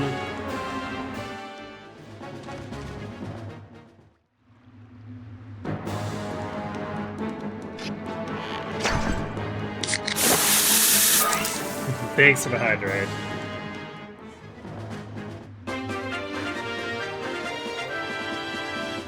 All the Bevis all over.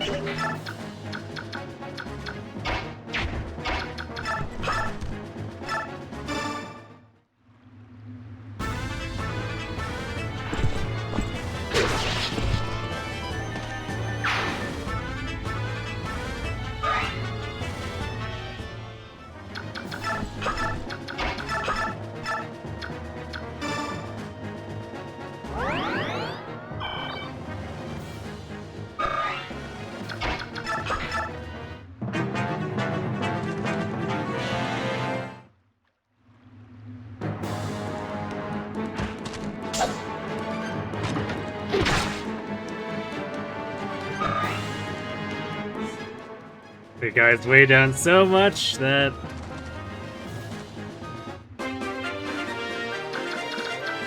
he can't even double a Gatry.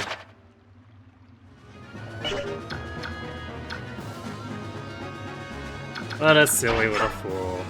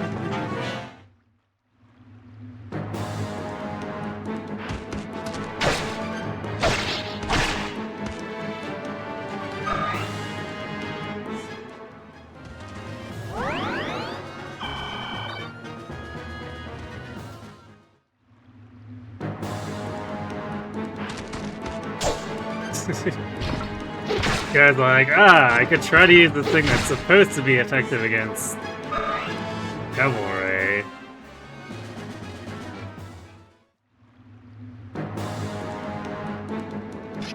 But I'm really afraid of Titania, so I'm gonna ram into Gatchery for no damage.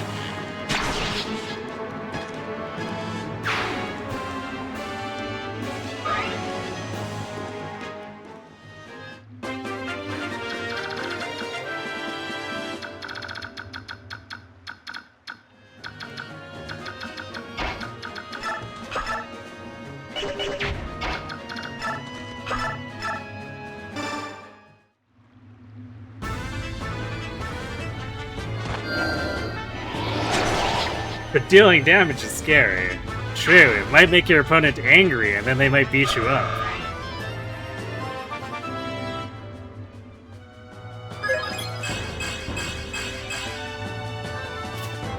Magic speed defense on Soren now.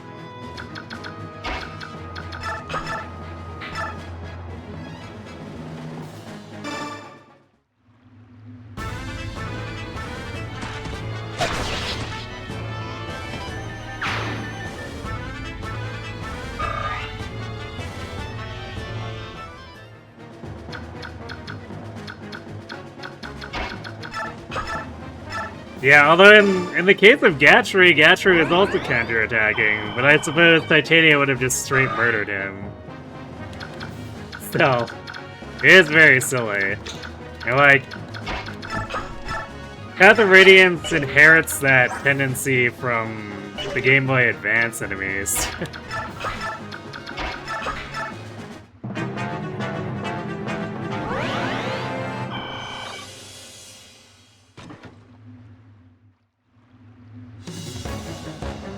And Radiant Dawn largely carries that too, to the point where it's very silly.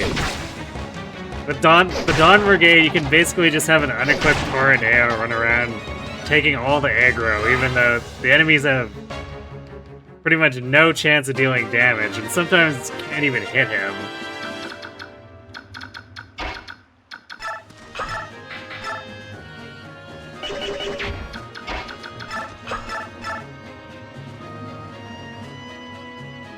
Well, we could give that to Soren, but Ike is still technically the priority, so I'd rather give him the boss kill. And also, if not Ike, then it should probably be Titania.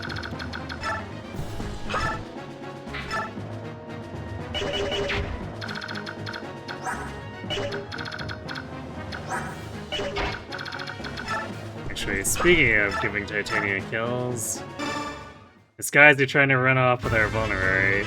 It only has one use left, but one use is one use.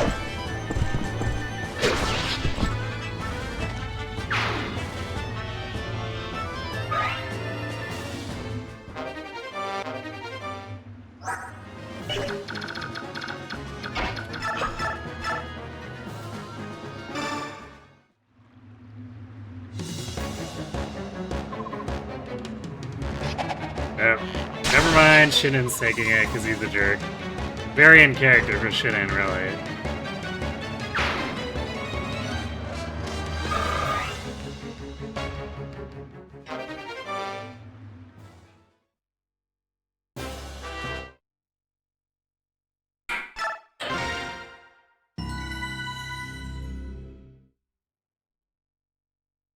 The evil 5% crit chance.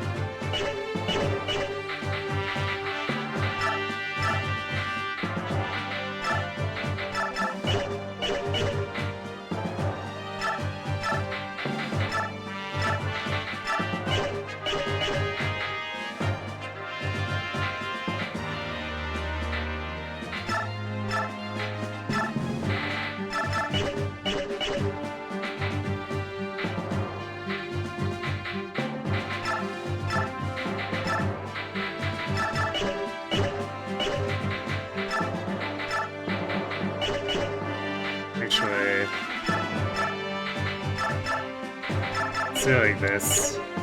Even though Thorin got a good first level, Oscar is technically more valuable as a temp unit.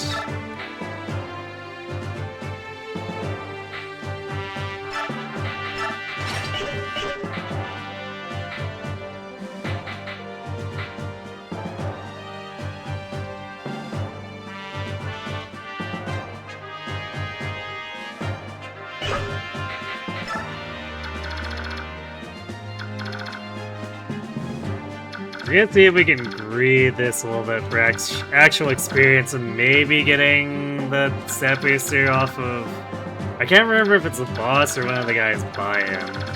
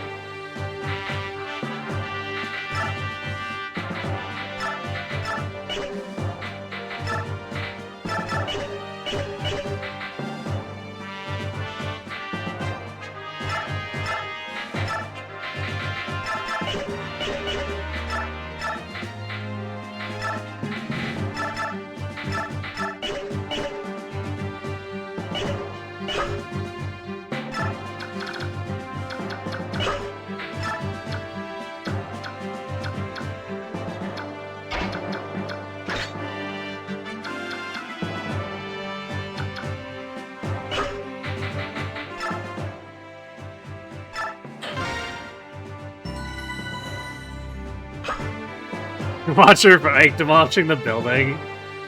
Yeah, that's not this map.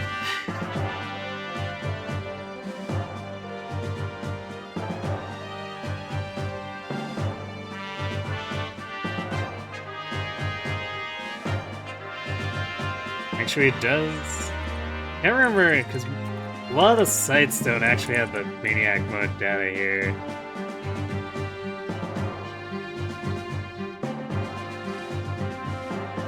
Let's see. There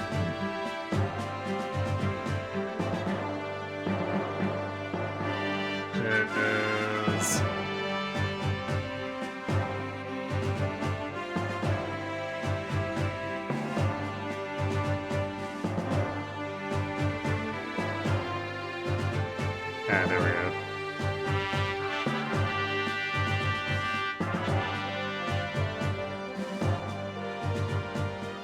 So I guess the other, like the non-World of Dragons wiki does have the data here.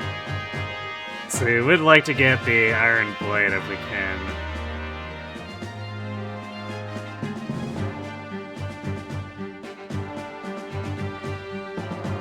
Even though, like, it's kind of a terrible weapon, Ike will take anything you can get. Okay, the Ashura icon is in fact on the boss.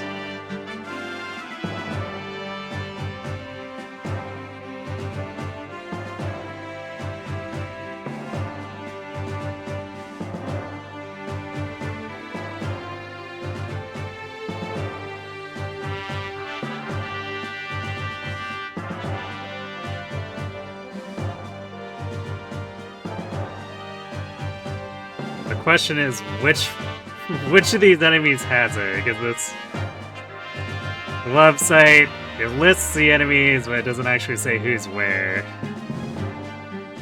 So that'll be fun.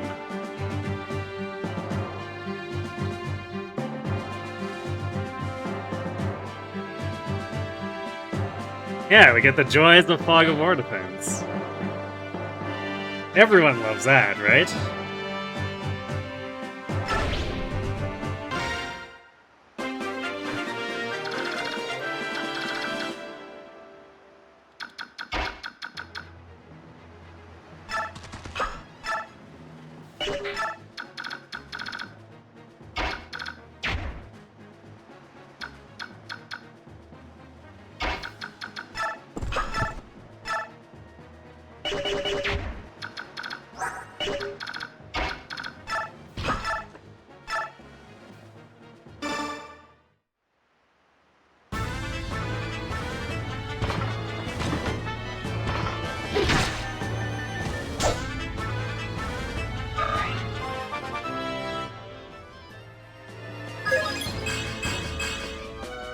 more defense.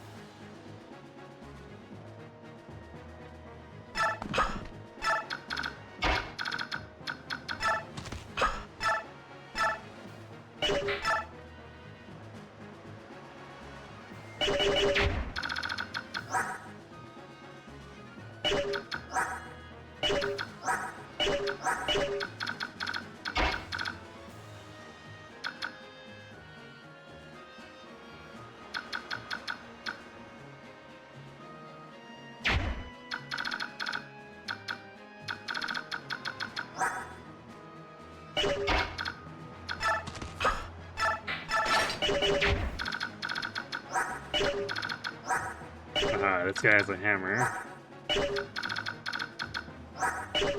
Which we might actually use on the boss if we can get it.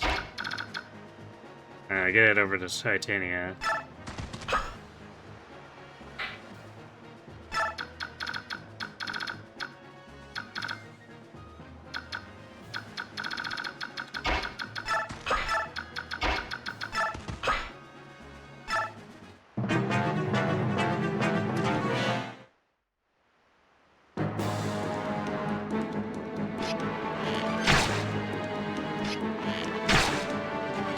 Oh, I guess this guy's going for Shinin because he doesn't die. Like, wait a second, he's not avoiding the counterattack.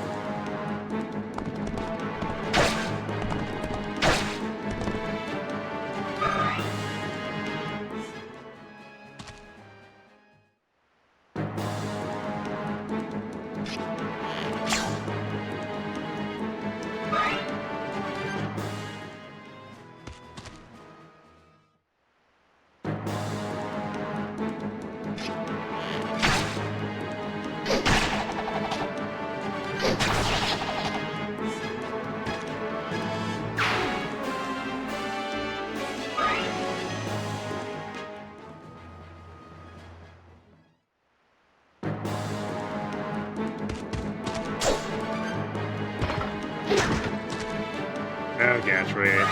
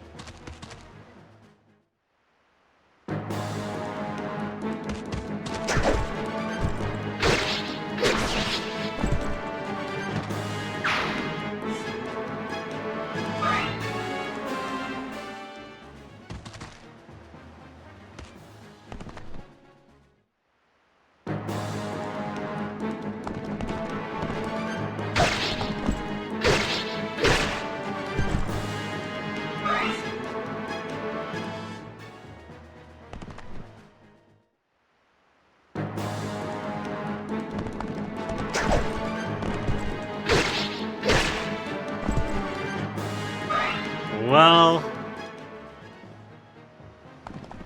we're having some issues actually getting out of the corner here.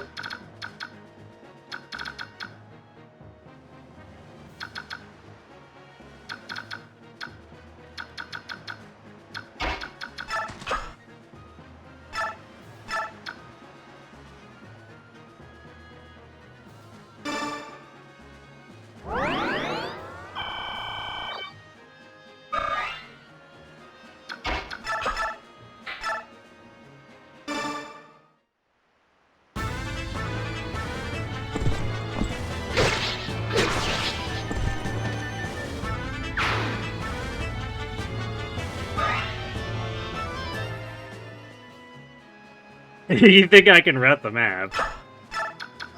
Possibly. Probably. Actually, probably not. These guys are gonna start healing. They're gonna run back in vulnerary.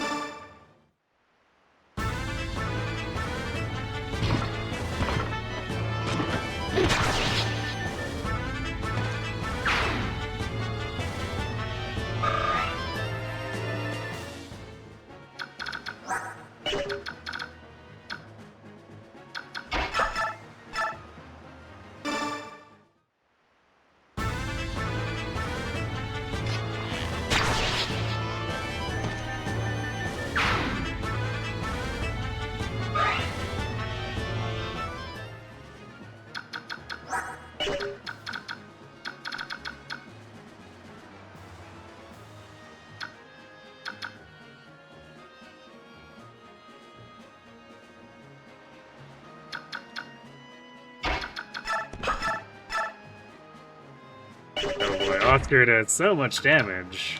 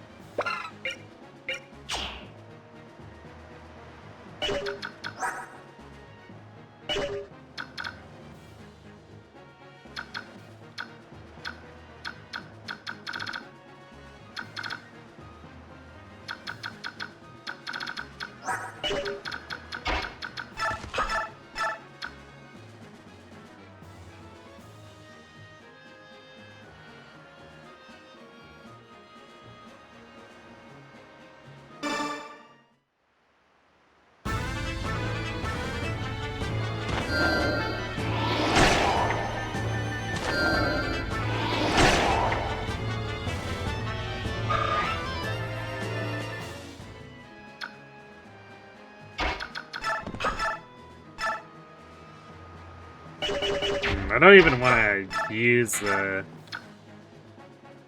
javelin because it's such a waste of damage.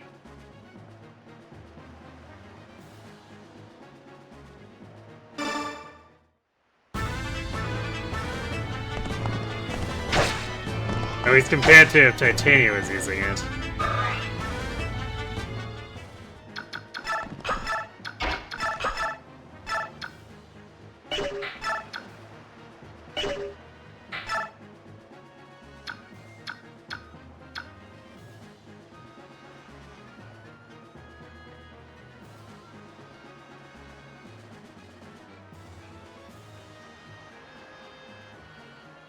Kind of dangerous.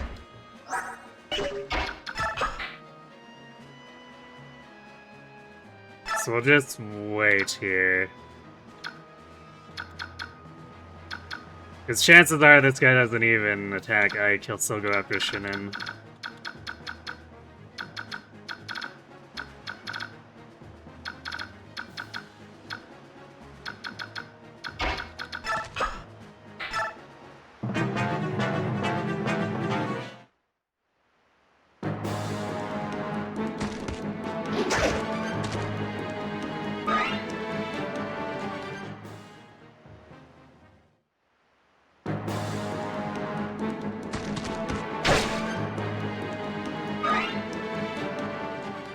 That's just rude.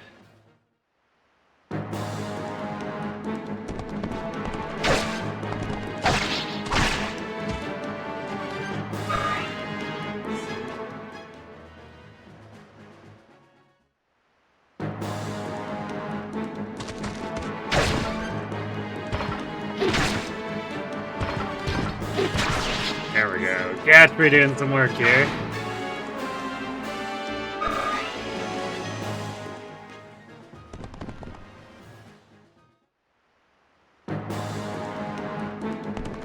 This guy actually killing himself on Titania instead of running back to use a vulnerary. Bold. Foolish, but bold.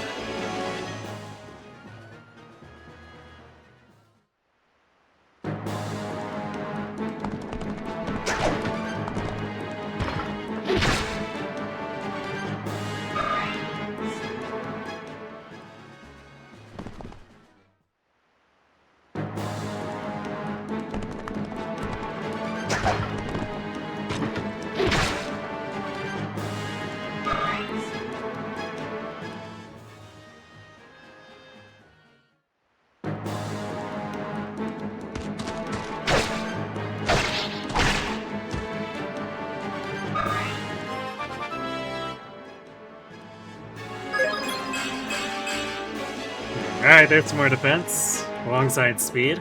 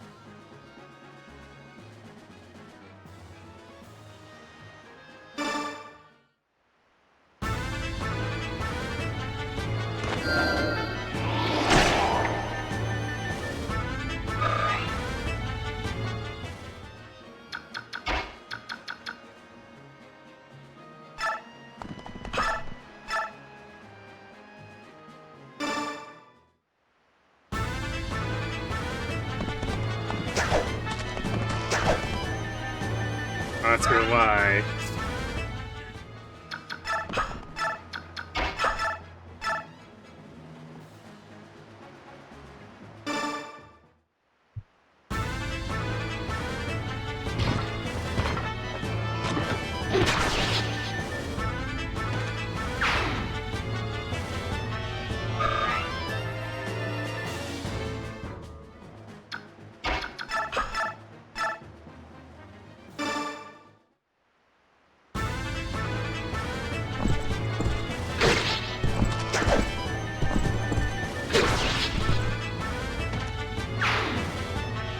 Alright, that's...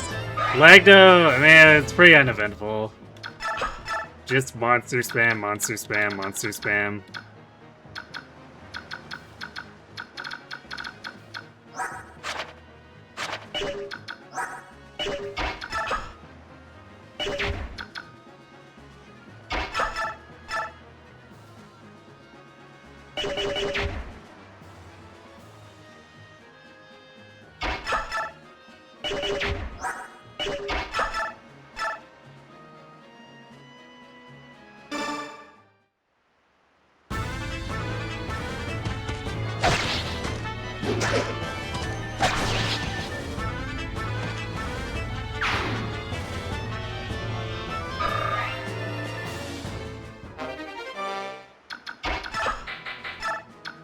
I guess the last four was funny because...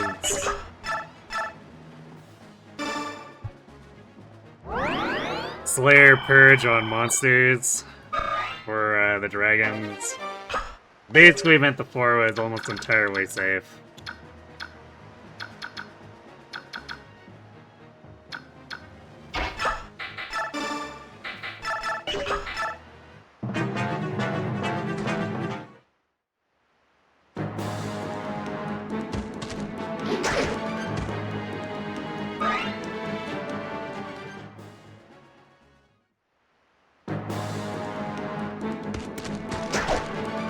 Yeah, I'm kind of thinking there's probably going to be too many bodies in the way of the boss at this rate.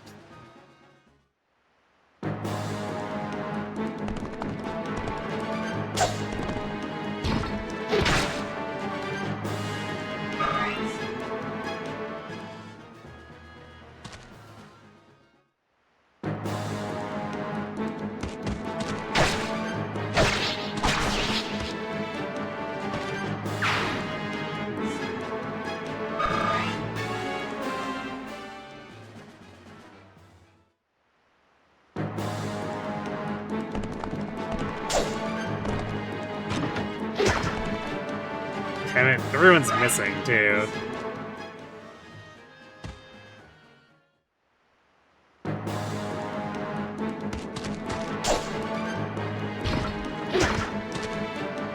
Catchery, come on.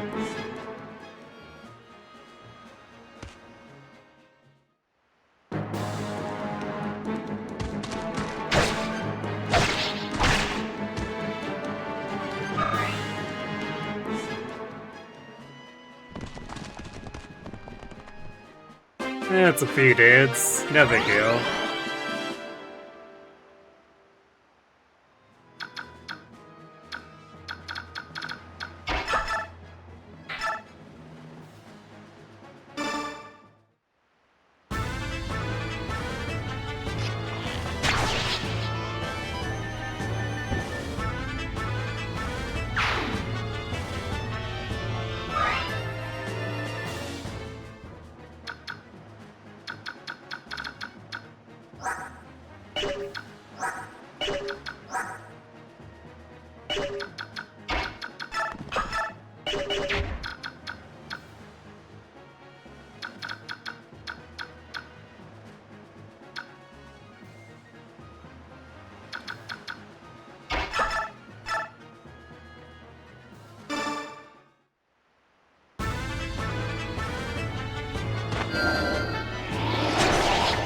We're actually maybe down the ramp at this point.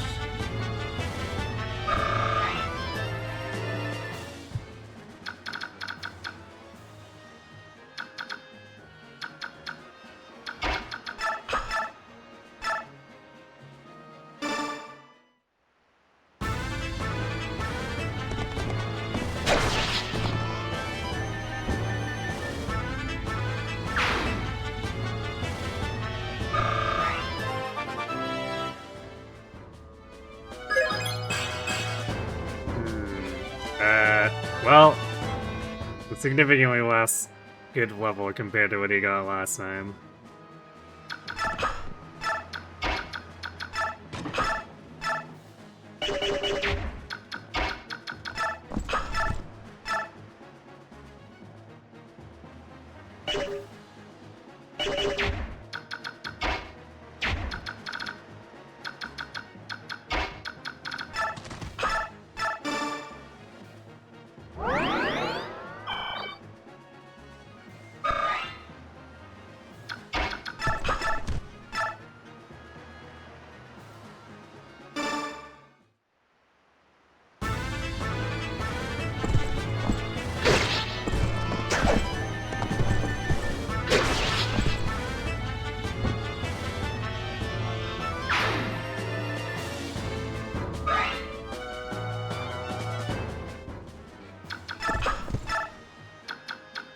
Oh boy.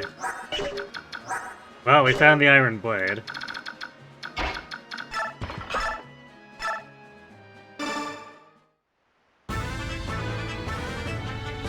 There is plenty of good stuff in that banner.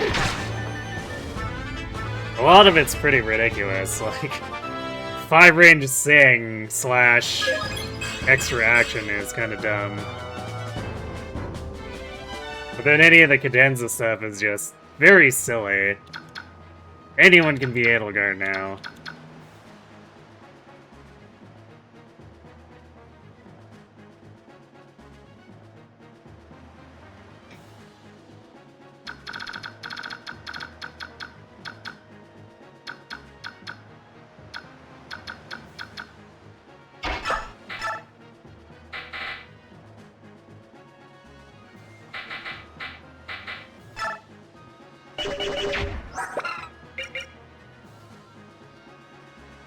They're so weighed down. Which does make things a little bit dangerous, but I want to preserve a little bit of Iron Sword, just in case.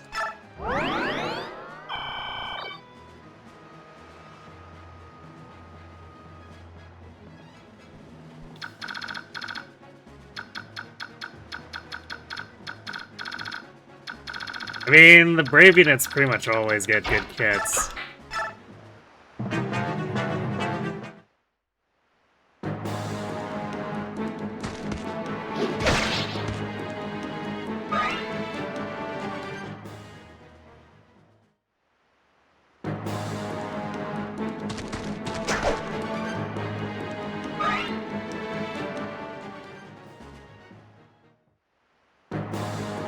Not using literally any of her other costumes, though, is kind of weird, but... I guess I'm still gonna pull for her anyway, because I said I would.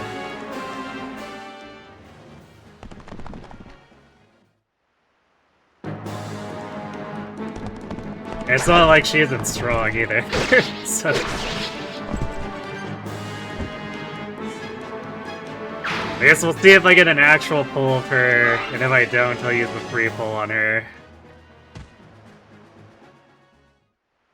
It's really, any number of those units will be useful. And since they're Brave units, they'll be useful for like 3 months instead of 1.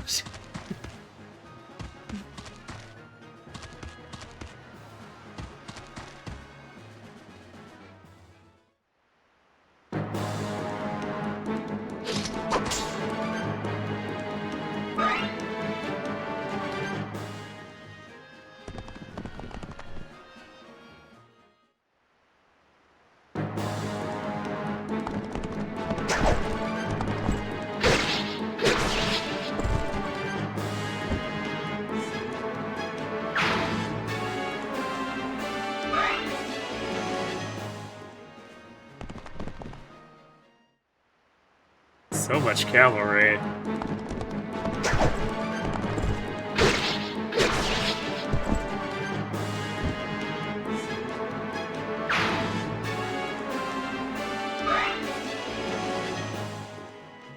Reinforcements on this map are truly scuffed. This is a real clown car here.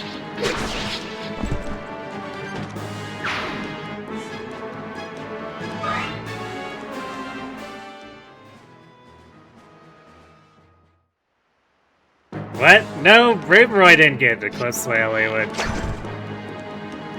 Month 1.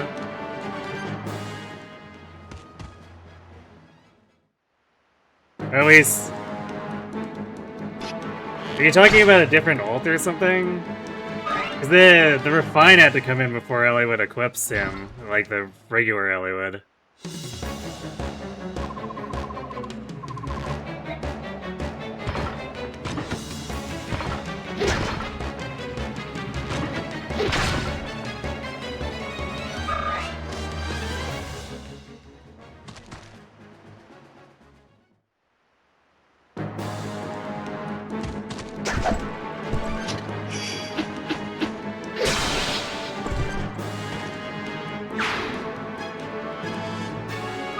Was it really that soon that they did a refine for Hollywood?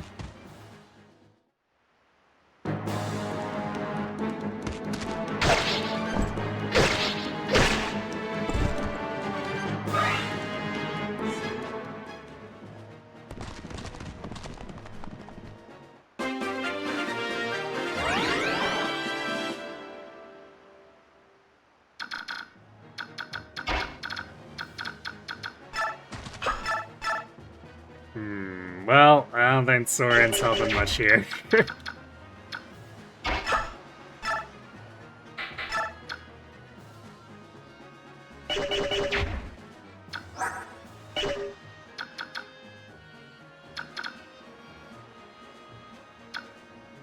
I mean, Gatry's probably okay if we counter back. It's not like these guys can actually damage him.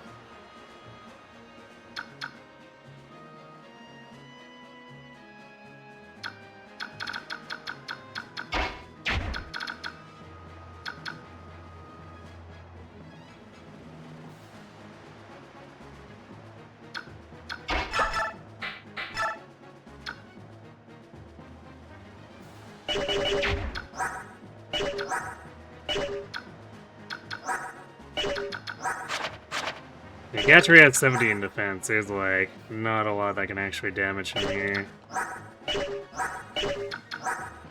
So we can probably fall back and draw these enemies in.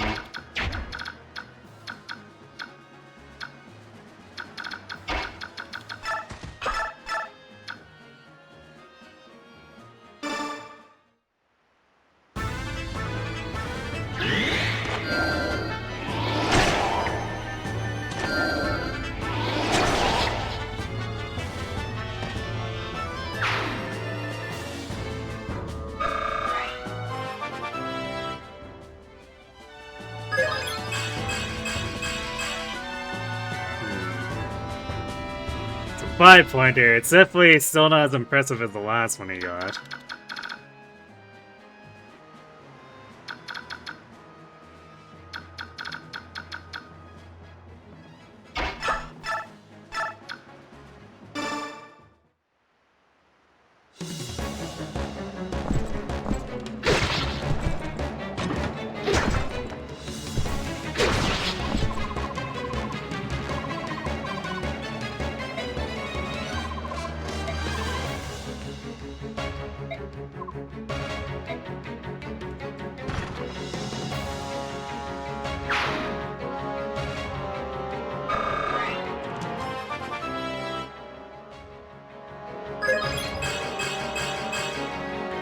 Still didn't get any defense.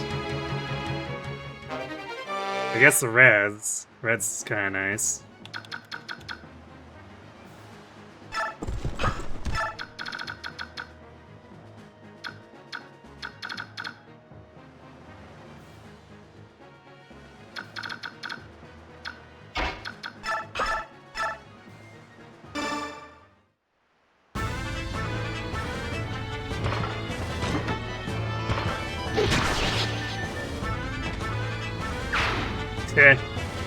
Thanks. It's actually my backup. I tried to use a different command, but Twitch won't let me have it in the title.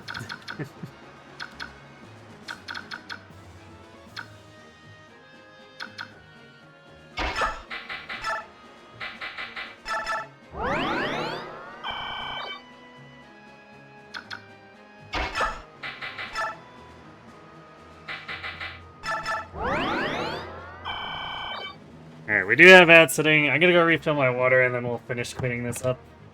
So be right back.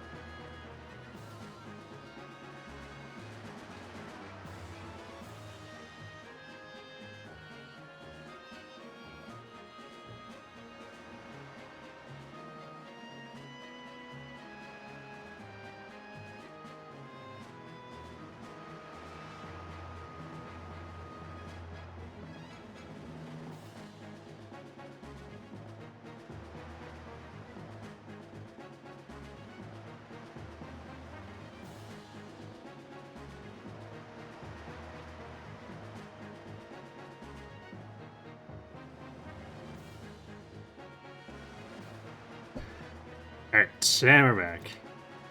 Yep, you got it in one.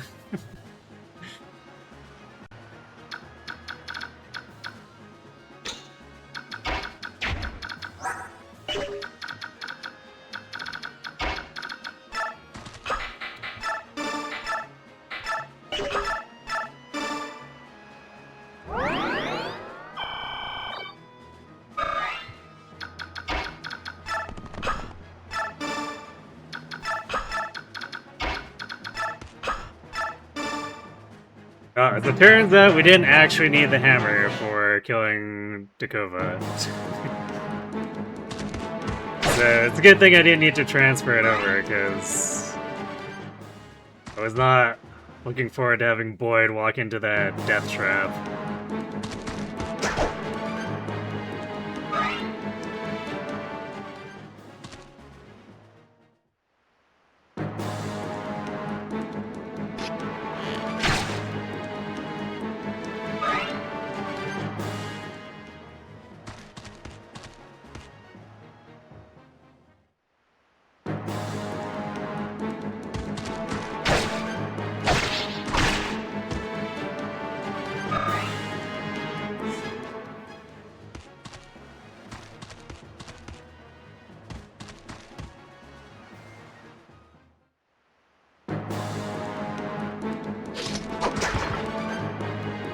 I guess Titania can come help on the left now, because we got the items we want, and Gatri's, like, in no danger whatsoever. And can just distract these guys for the remaining turn, I suppose.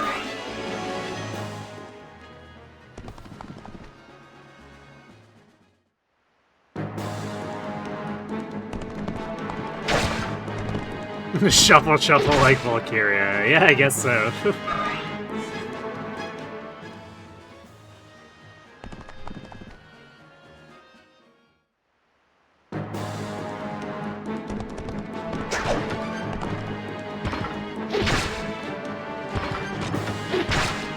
Gatry with the double on the cow.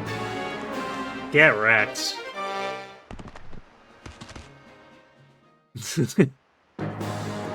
Every wave is a clown car.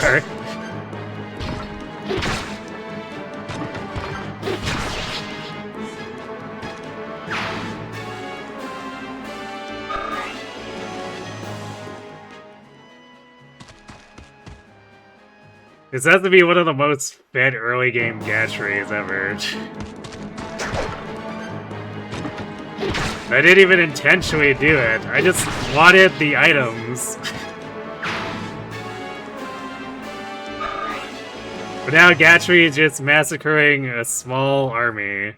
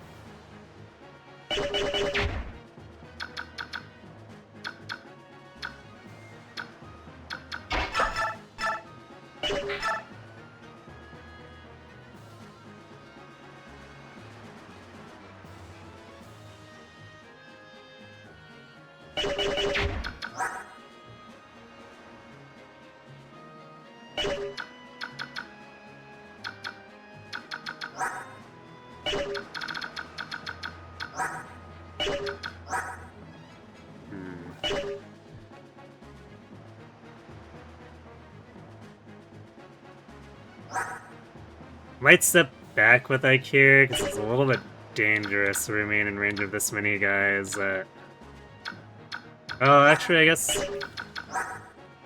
Can't be that bad.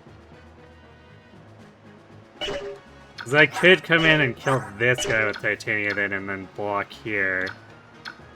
And then Ike is fine.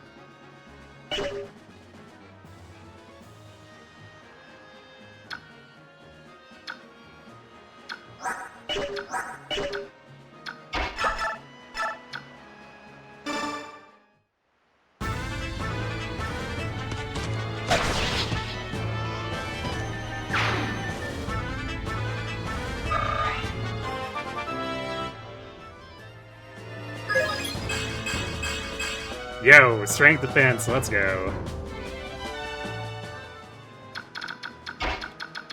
Well, he's even less concerned now.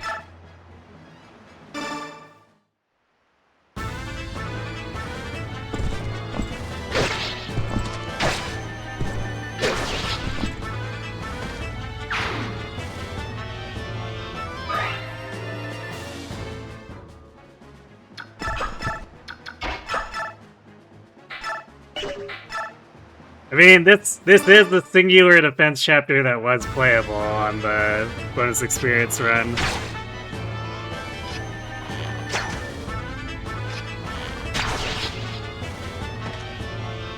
Yeah, I definitely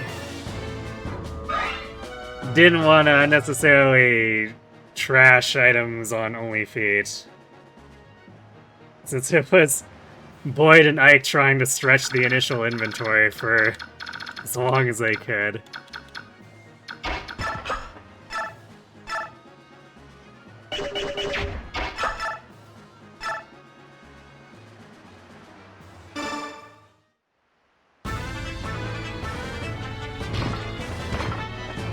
But with the bonus experience run, we were technically allowed to fight it.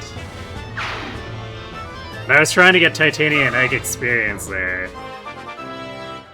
But it's literally the only one where you can actually deploy more than Ike and not suffer for it.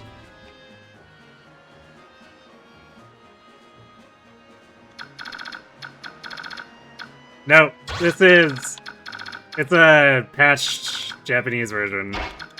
Because otherwise there's no Maniac.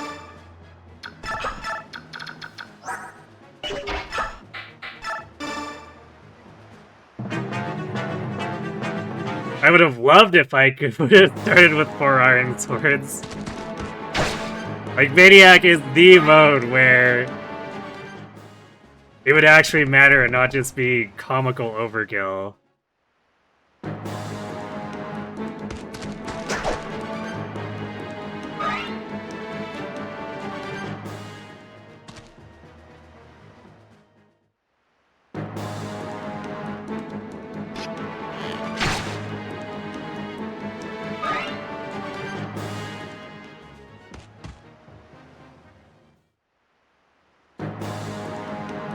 It wouldn't surprise me.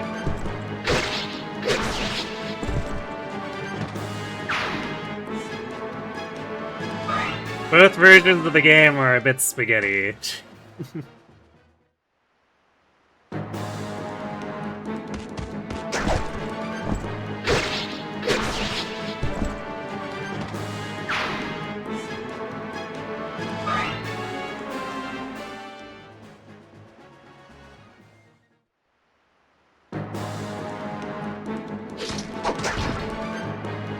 You fools dare challenge Gatry, Destroyer of Worlds.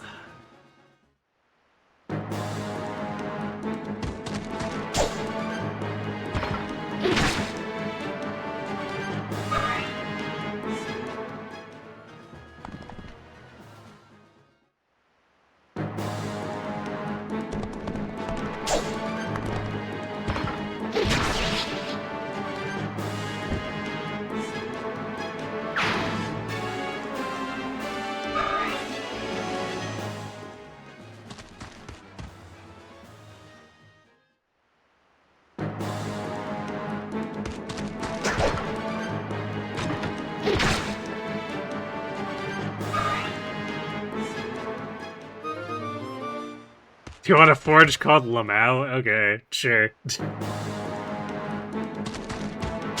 gonna be a bit before we get there, though.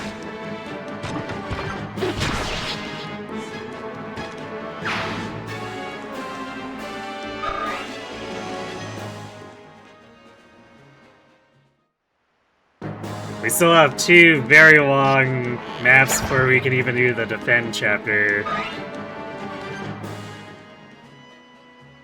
Or next defend chapter, I suppose.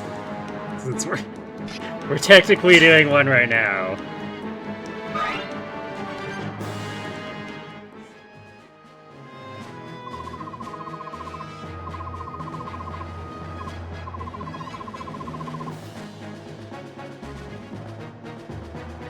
Makes you wonder what's even going on in the logic.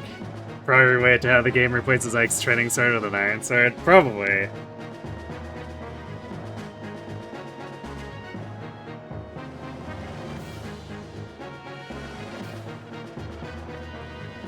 That's right, you don't stand a chance! Gatry is too powerful for you. Leave now while you can.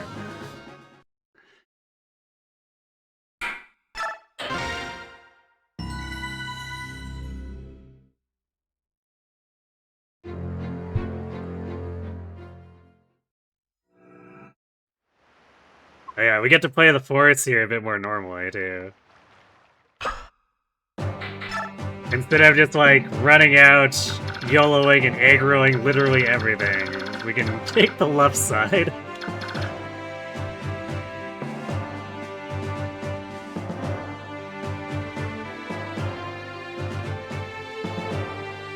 Given the theme of this run, you attempted to redeem, naming another one Love Meow, but you're not even sure if Fortune will be unlocked this stream. Yeah, we might not be able to get that far, but it will stay in the queue. So if you really want to.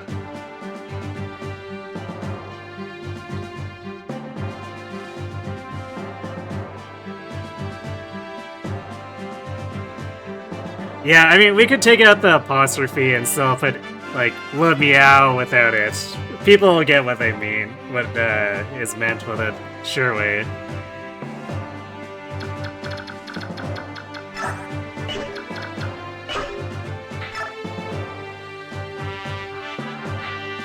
Oop. You know what? I got the Iron Blade on Gatry and then... he's still holding it and he left. That's okay though, I guess that means after we trash the iron and the steel sword, when Gatry comes back, I will have something that's not the regal sword.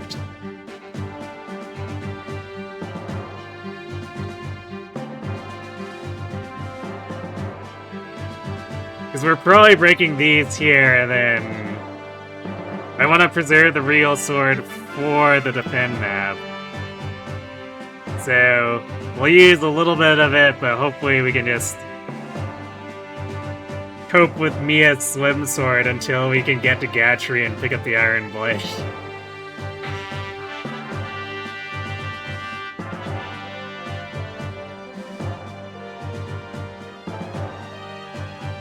Yeah, the game lets me transfer off their inventory for pretty much all the other chapters, so it's weird that it happens for this one. I'm not quite sure why it's like that, but it is what it is.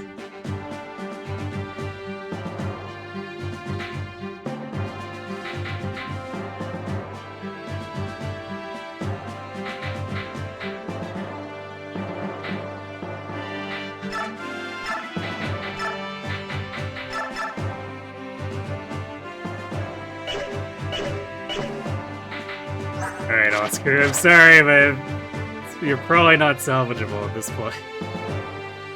We haven't been able to get your experience because you missed 2 easy kills. Like an idiot.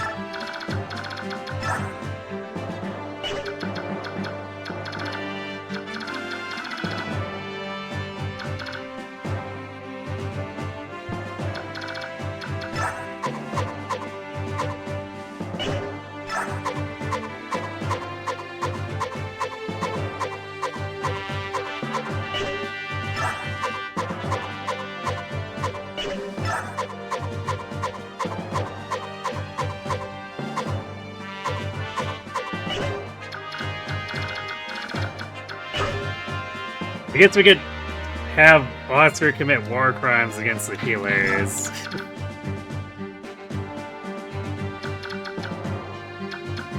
But otherwise, ain't looking super good for his experience prospects.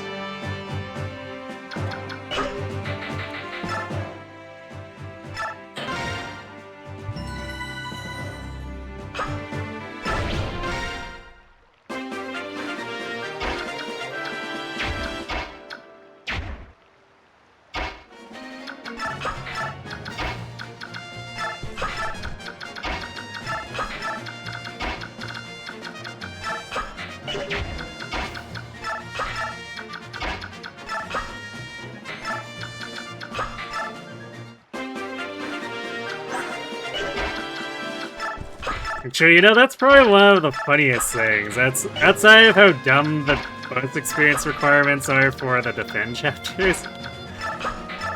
It's like the turn count one for this makes it so your only strategy is to do the dumbest thing possible.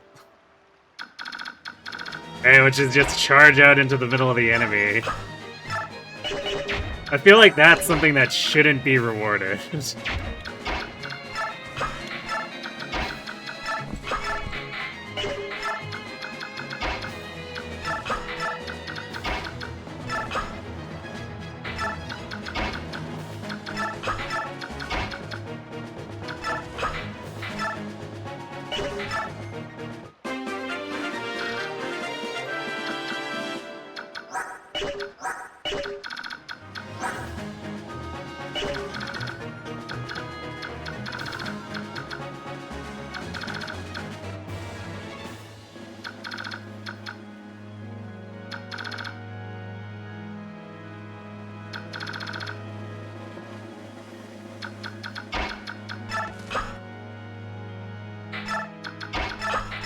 Maybe get everyone else a little further left, or else things are gonna get bad for them.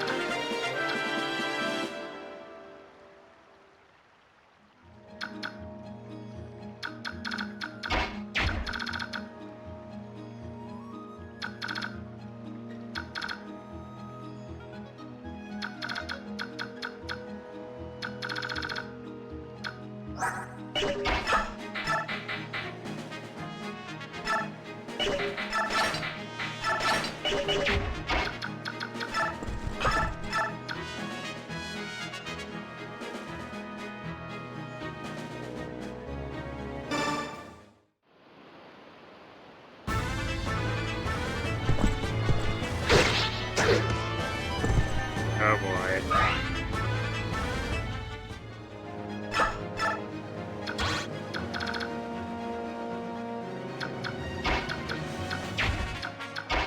Now Titanium's doing it too.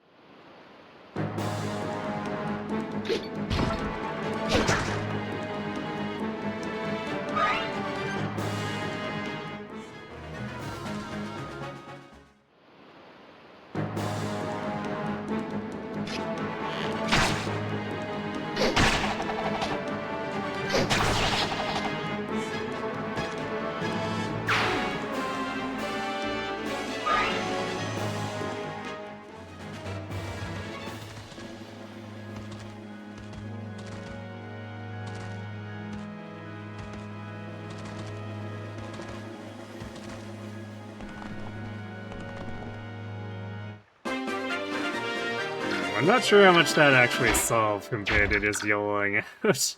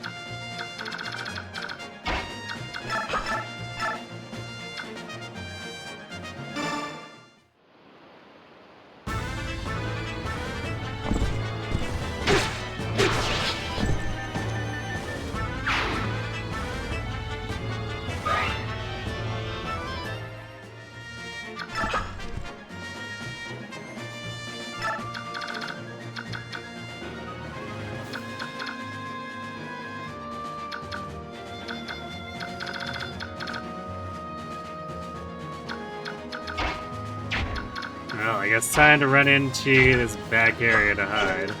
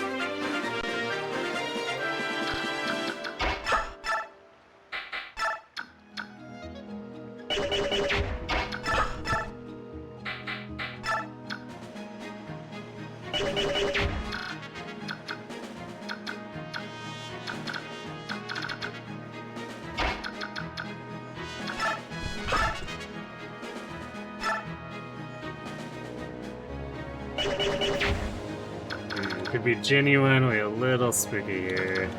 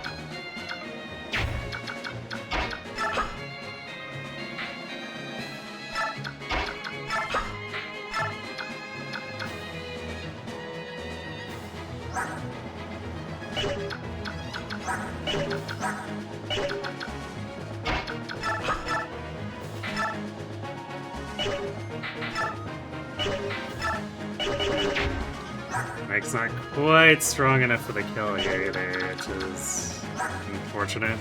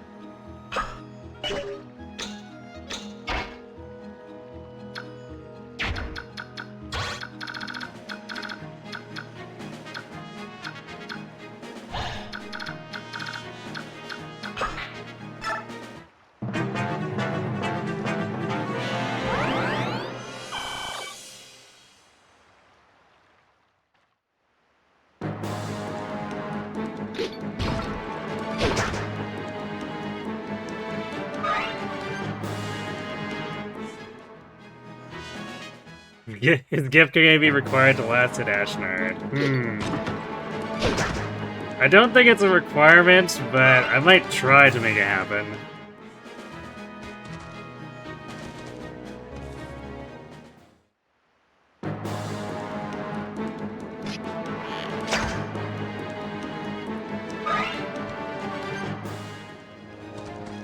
But every side's gonna be really chaotic as it is, so...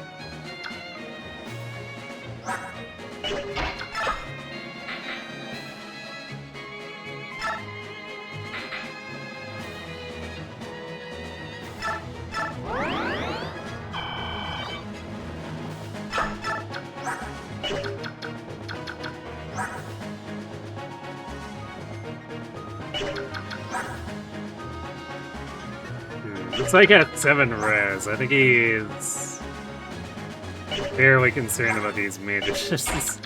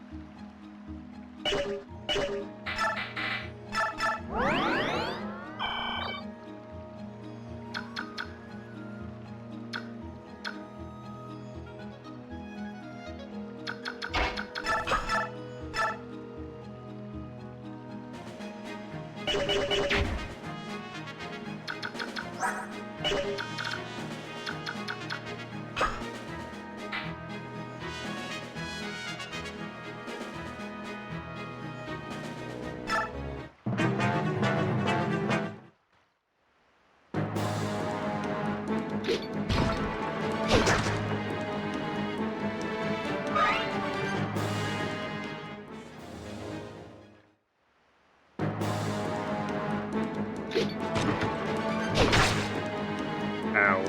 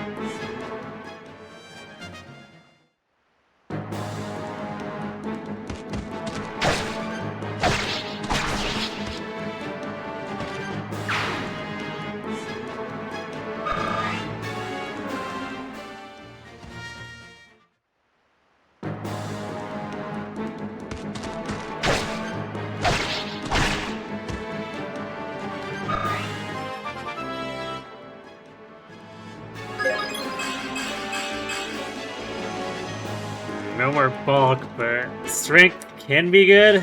It might make us suffer from success here, but it can be good.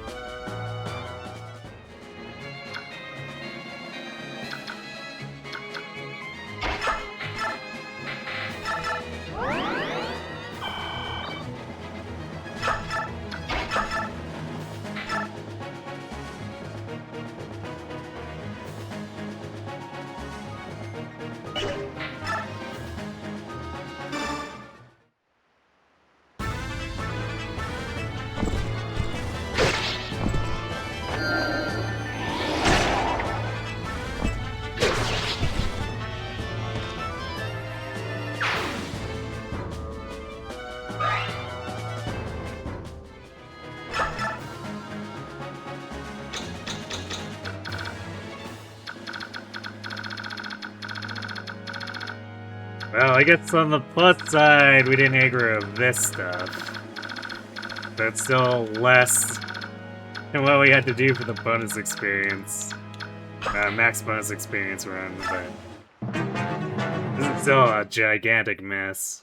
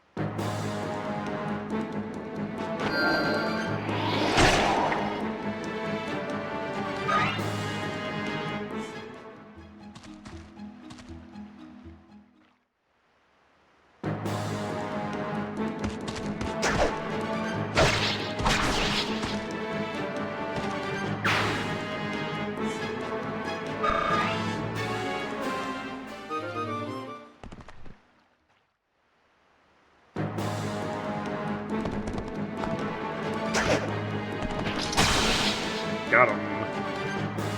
Wrong dude, but we killed one of the cats.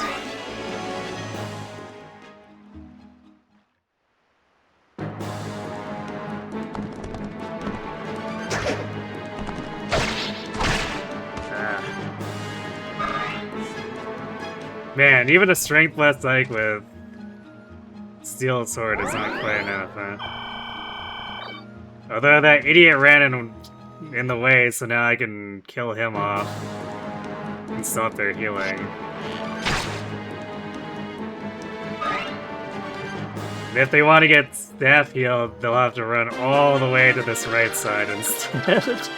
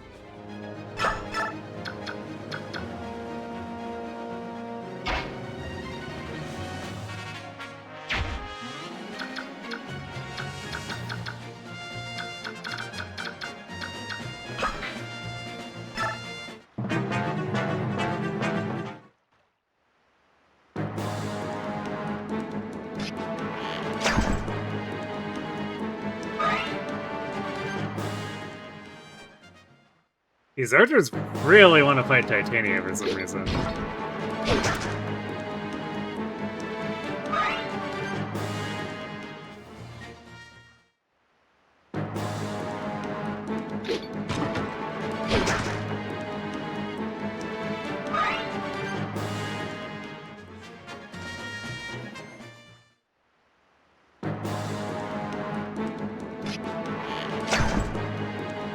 I think I cast similar bulk, but still.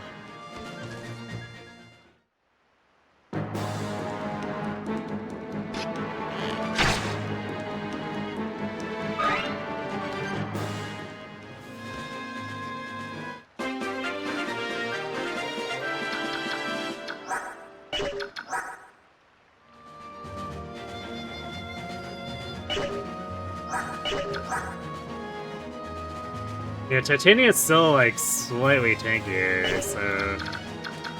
odd.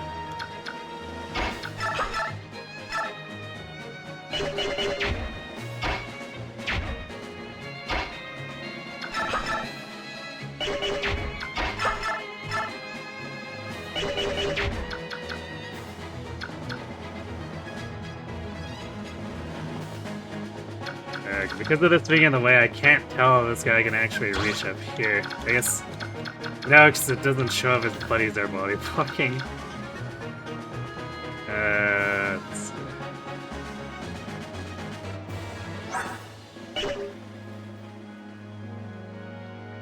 I thought there was a...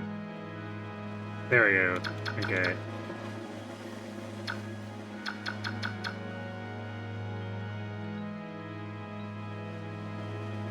Yeah, he can reach where that archer is.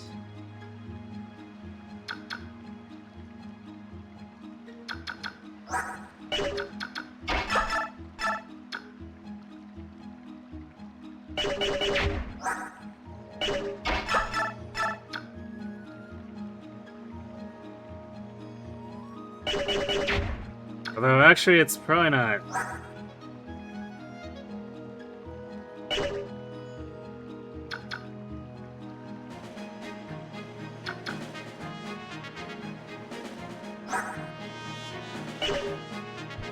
it would be 17 damage if he hits. You'd have to somehow hit with 67 base hit into Titania on the Woods.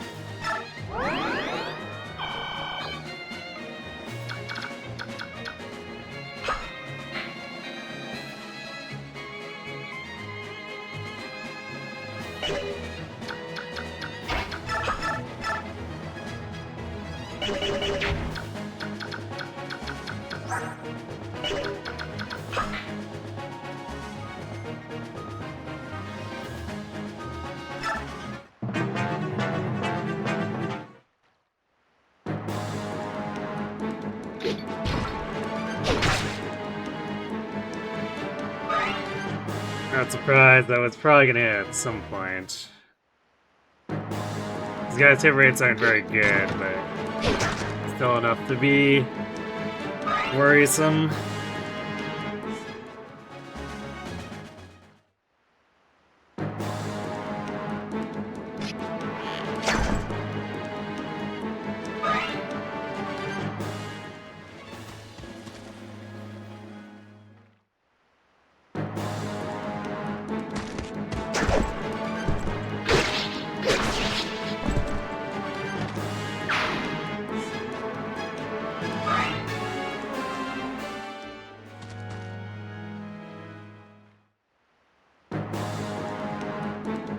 These guys changed their minds an awful lot. This guy's like, well, I wanted to shoot Titania, but you know what? I'll go for Ike now.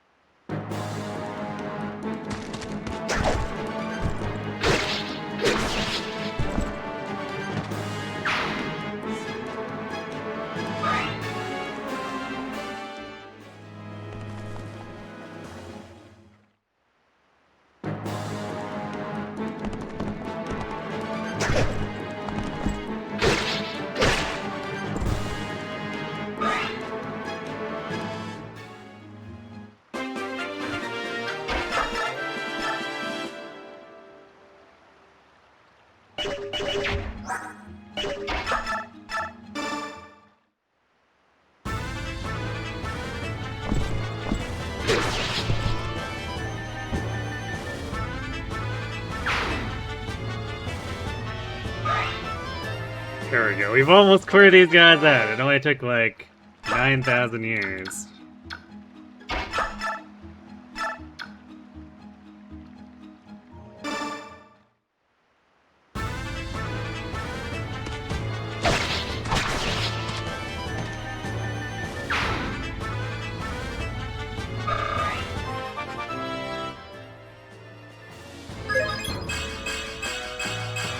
Nice.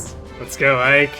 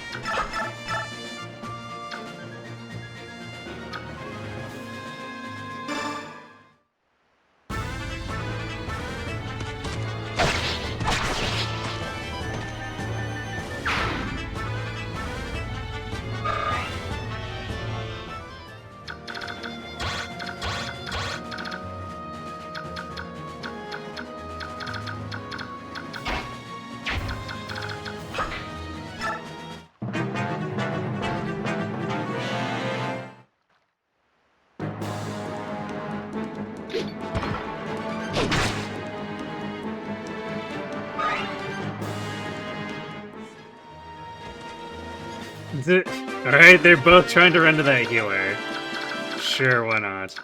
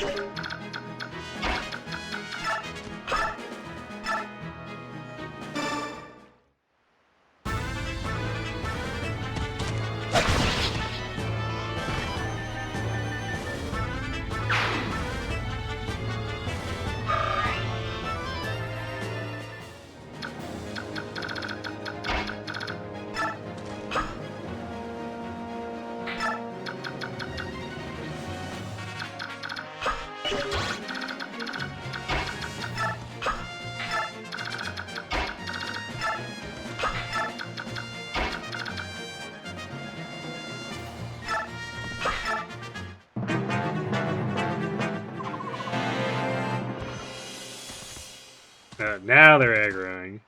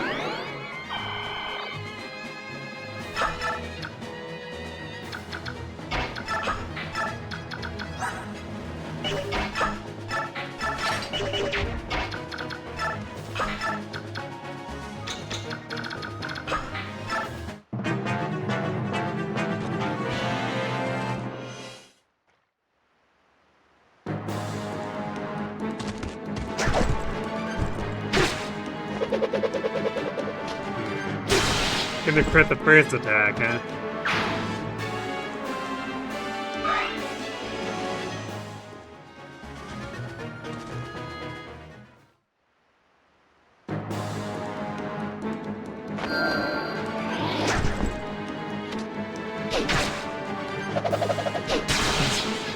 Yep, Titania's just T-posing.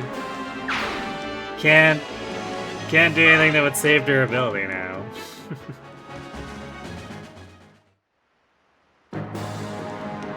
Really now? Going for Titania over Oscar?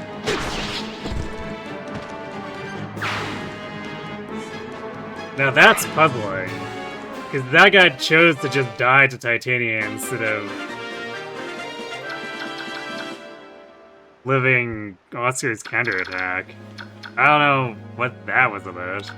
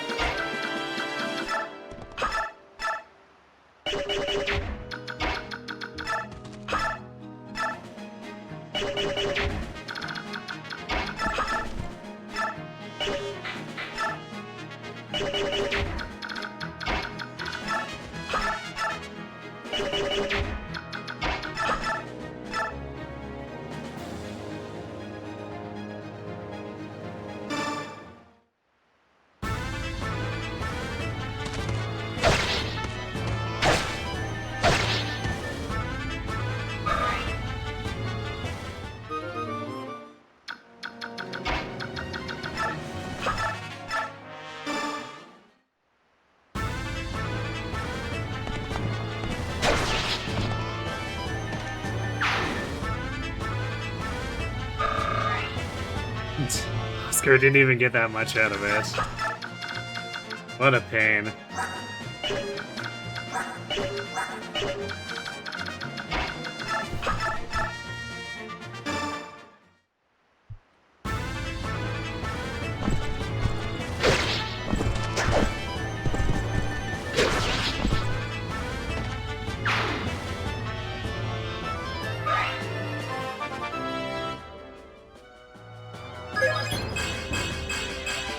Hey, there we go. Finally getting a bit more bulk on Titania. I'm starting to get a little worried there.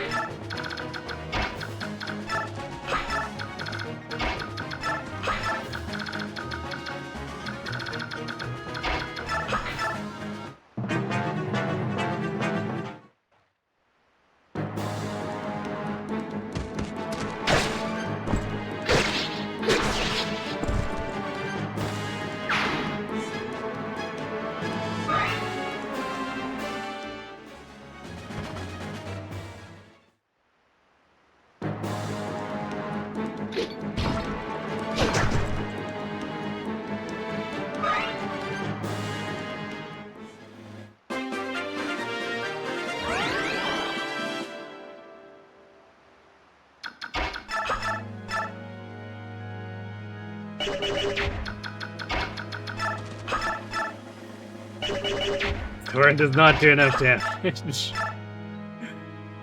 This is, kinda comical.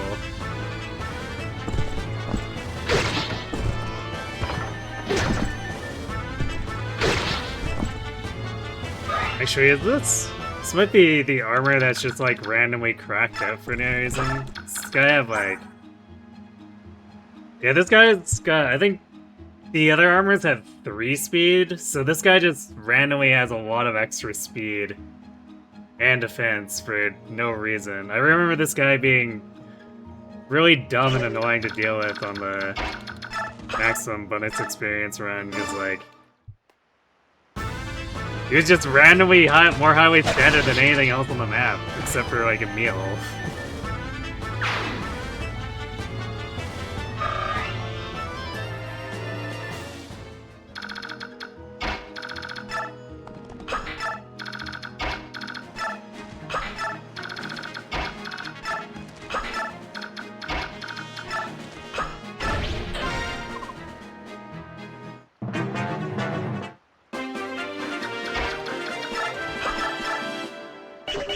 Soren can't damage it, so...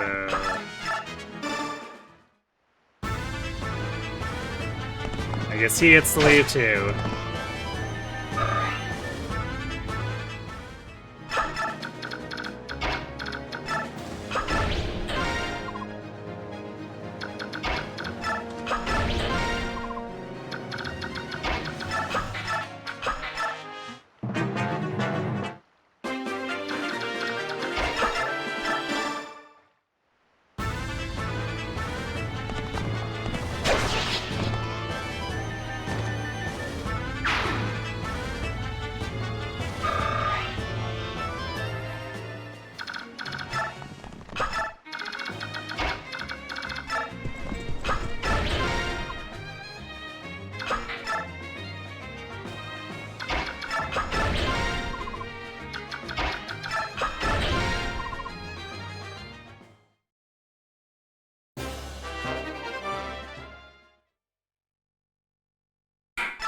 Well, that was pretty annoying, but we made it work. Ike only had to break, like, most of his swords and dip into the Regal Blade a bit.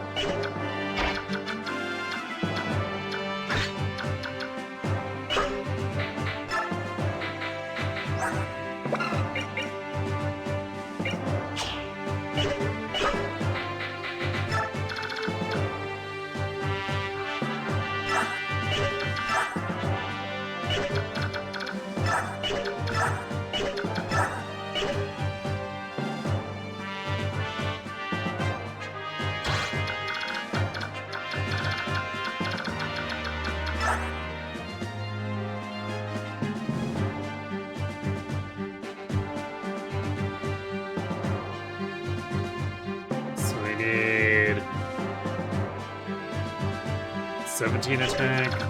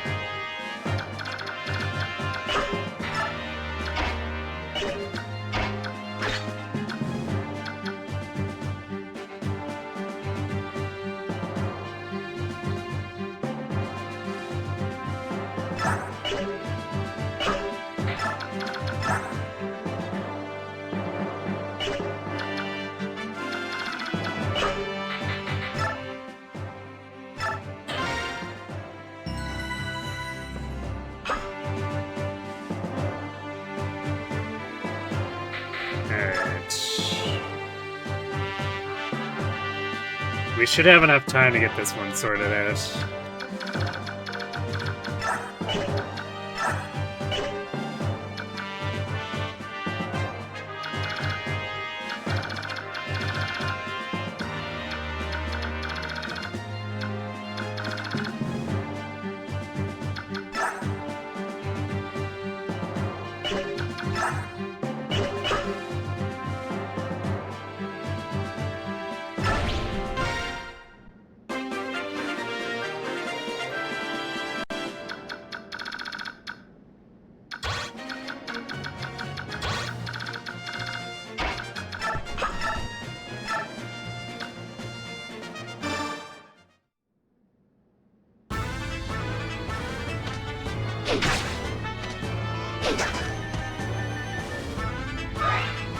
It's kind of annoying.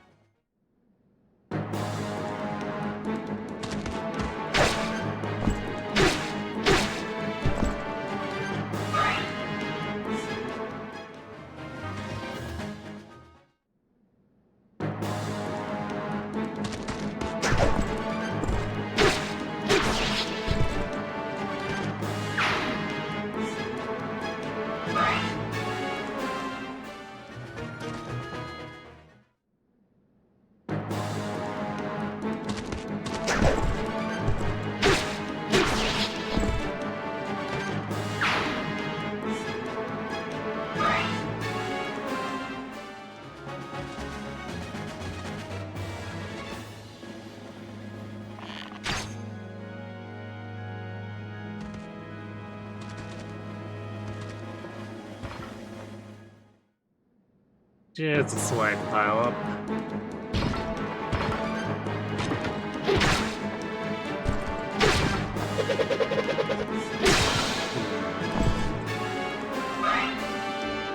Not a bad crit, but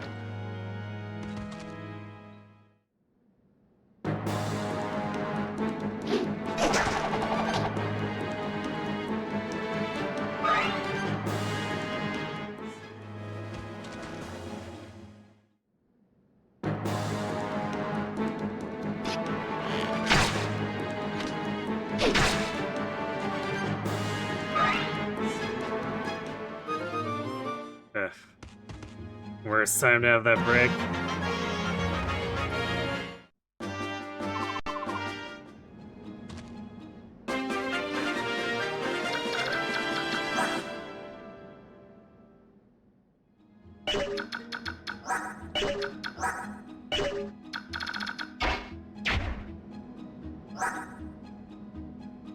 Oh yeah, she actually brings the regular iron sword too. Forgot about that.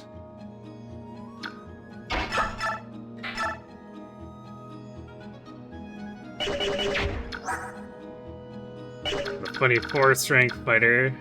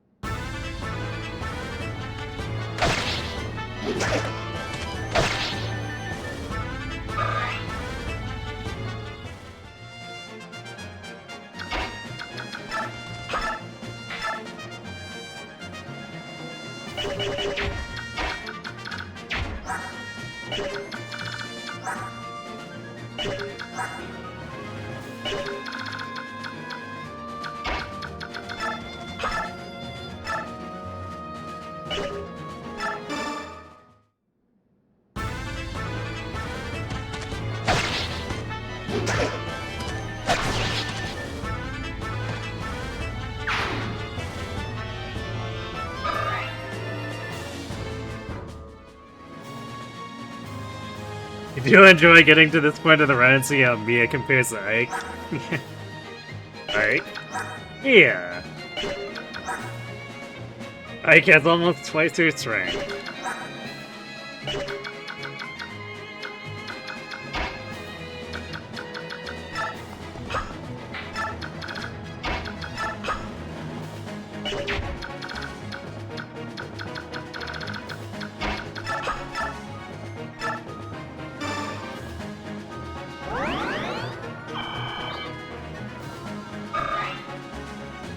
Yeah, 13 strength is definitely blessed. This has got to be at least +2 on strength.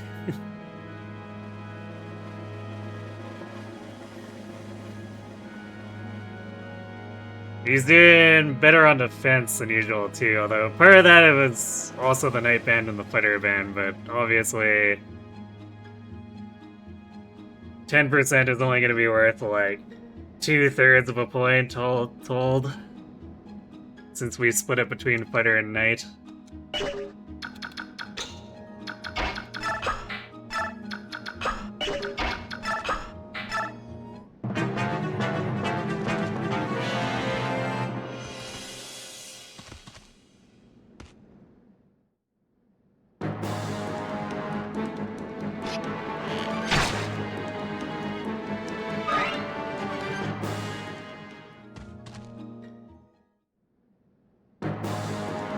Really? Going after Ike over Oscar?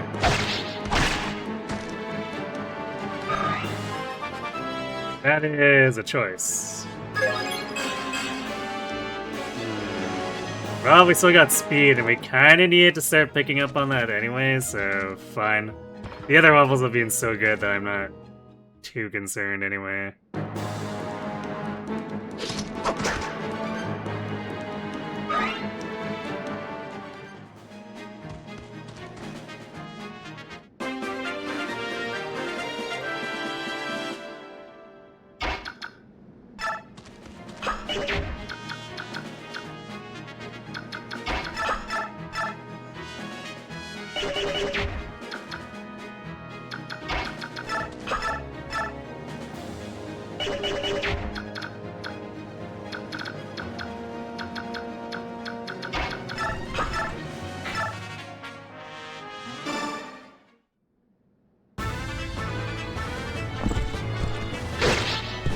Let's see, let's strength on the dot.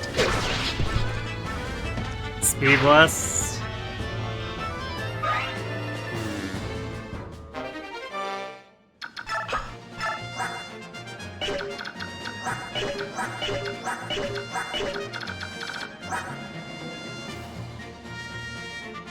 I guess we are at 16 at level 14, so, I mean, this Ike has been cracked from the outset, so not too surprised.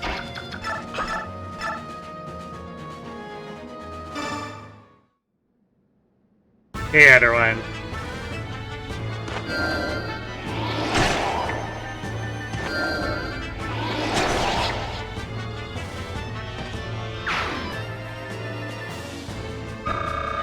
I won't get you by surprise this time, but what if I spawn in like an ambush reinforcement? You ever thought about that? Yeah, we appreciate the Lord leveling well. I mean, to be fair, it's not another Erica, but before Erica we had the monstrous Lyn from Blazing Blades, so I can't complain too hard.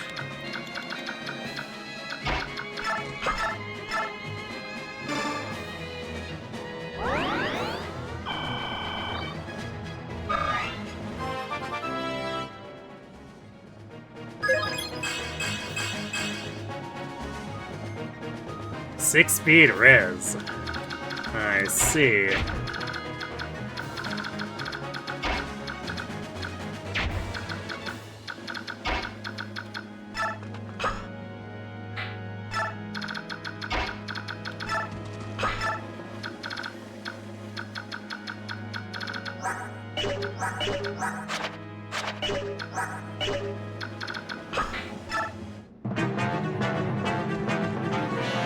Riz is ready to game. Unfortunately, he is not a friend of the Lagoos. Or specifically the cats. So, he's probably not gonna get to hang around for too long. Mist, on the other hand.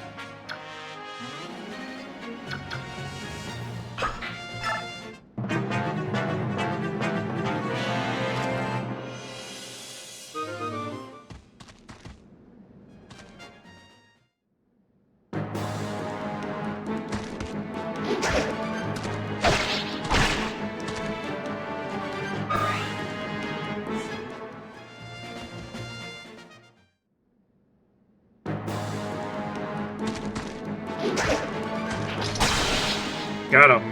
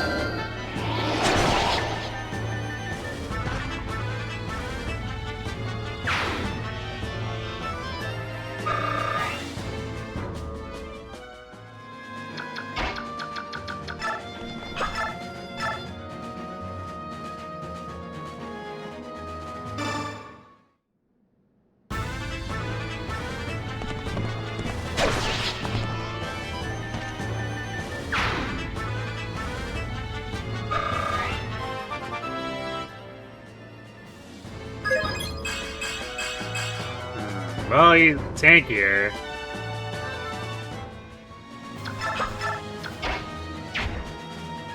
Oscar is maybe not developing as well as I guessed.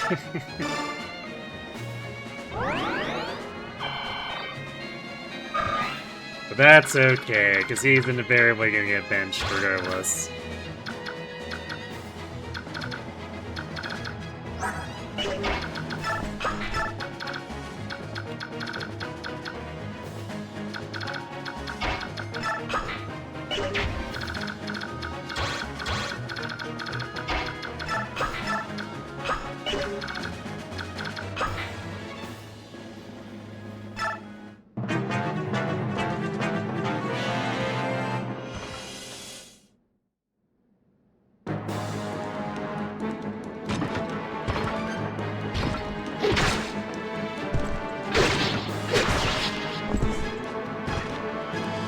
Titania really wants to get hit on this map. She's constantly face tanking everything.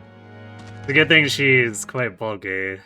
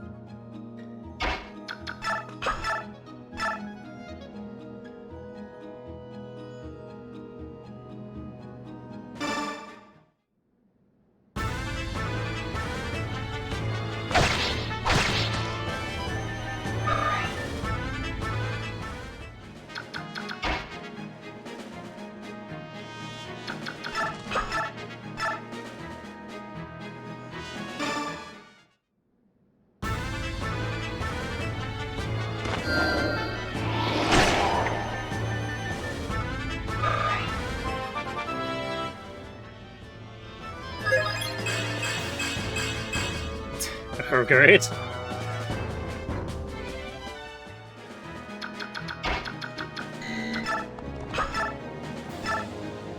Soren turning out pretty hefty.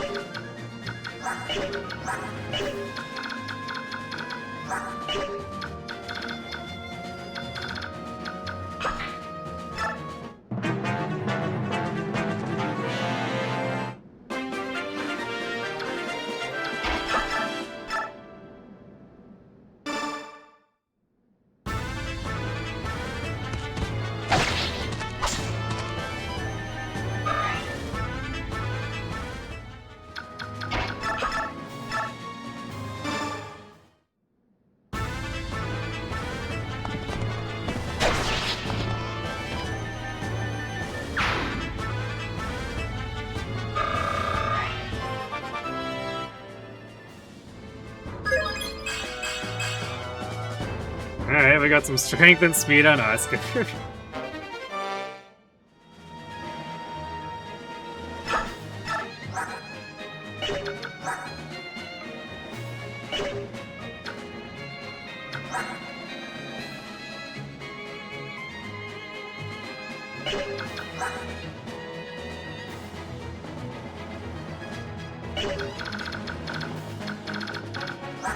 Wait a second.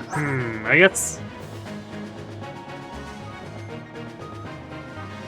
only one of the thieves looted both. I'm not too fussed about the miracle, though. The ward, as long as we got the ward.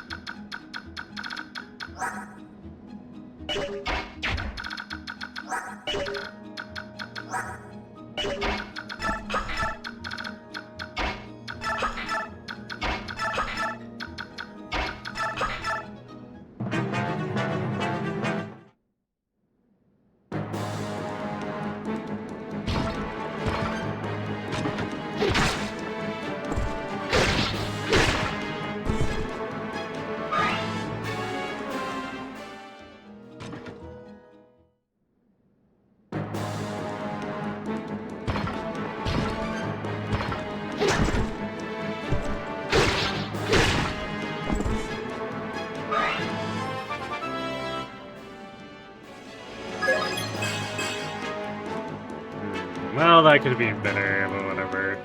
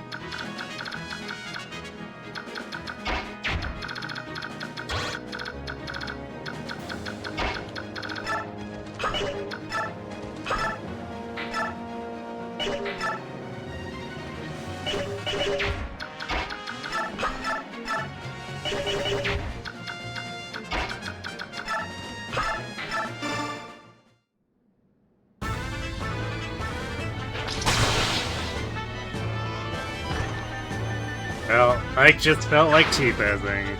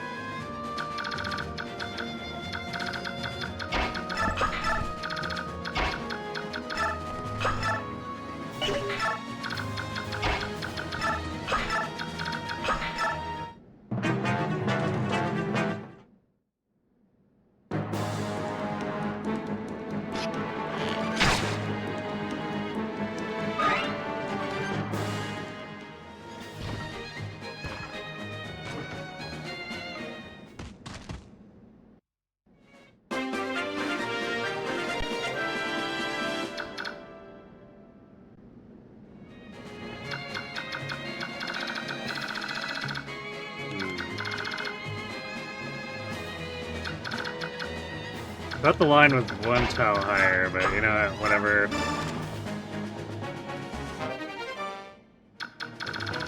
We managed to avoid triggering most things long enough to make this stable anyway.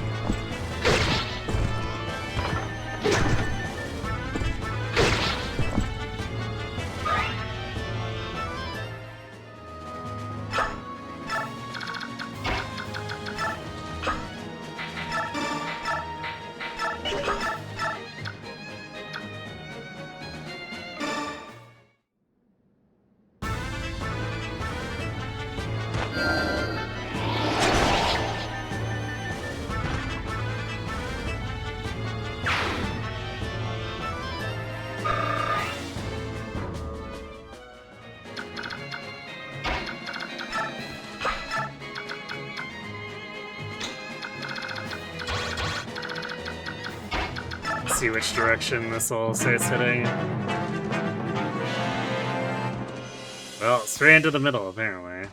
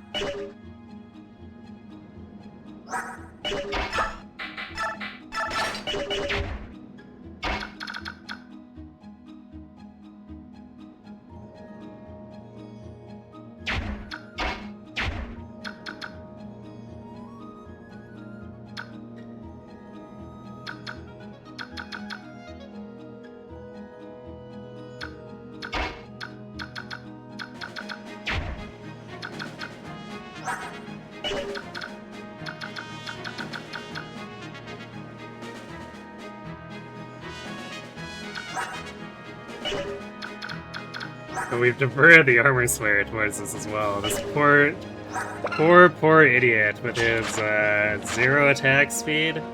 No, wait, 3 attack speed.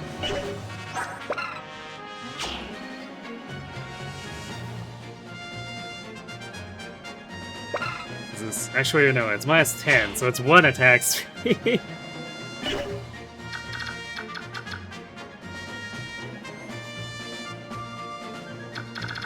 We love ridiculously over-heavy weapons.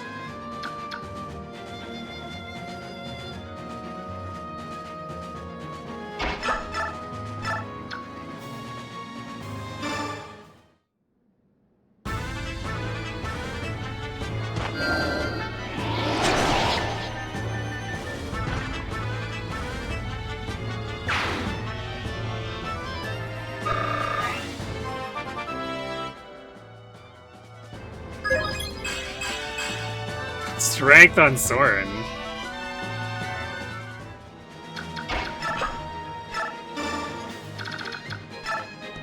Game trying to make me feel bad about using or doing a challenge that doesn't allow Soren to stay on long term.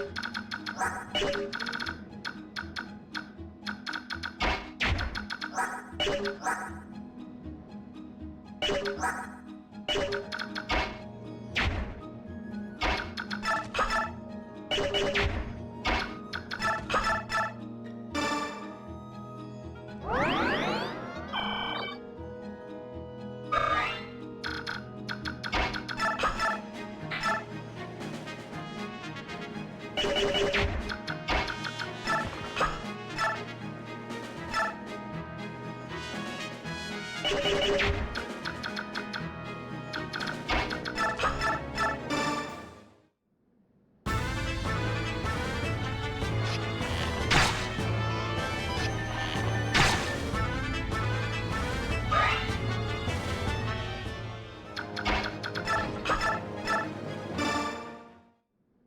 guess we'll see if all these gains Gatry has made here will be actually functional, or I guess make him more functional on the boat once we get to him in Astrid. Oh, Suna, what are you doing? Knock it off.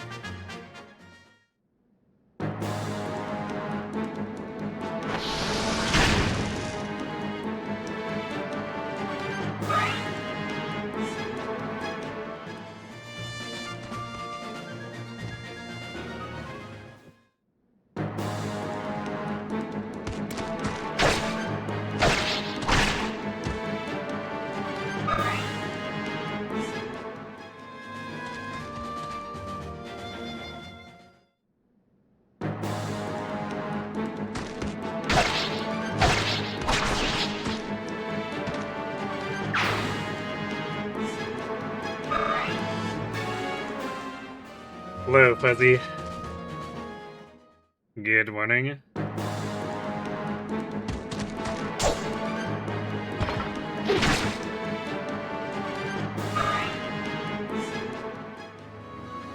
How's the Ike looking? A lot better than Erica did.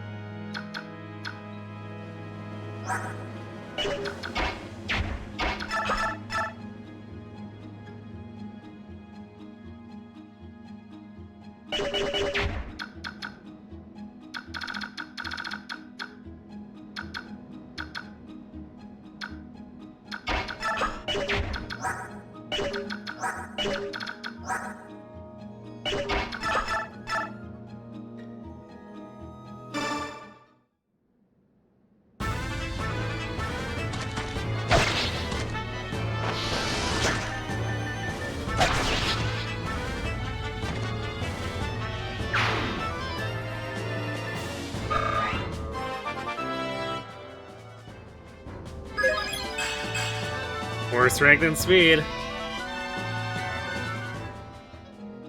Definitely not the tankiest psych I've had, but the offense is looking kind of silly.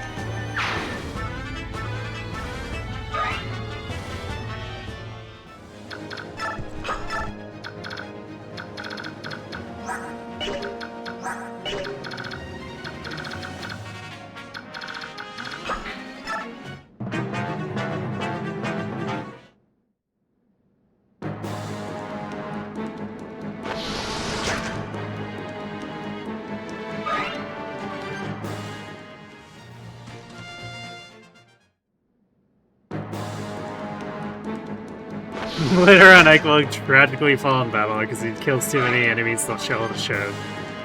Yeah. There's a definite danger of that in the upcoming defense map. Otherwise, I don't know if we'll have that problem.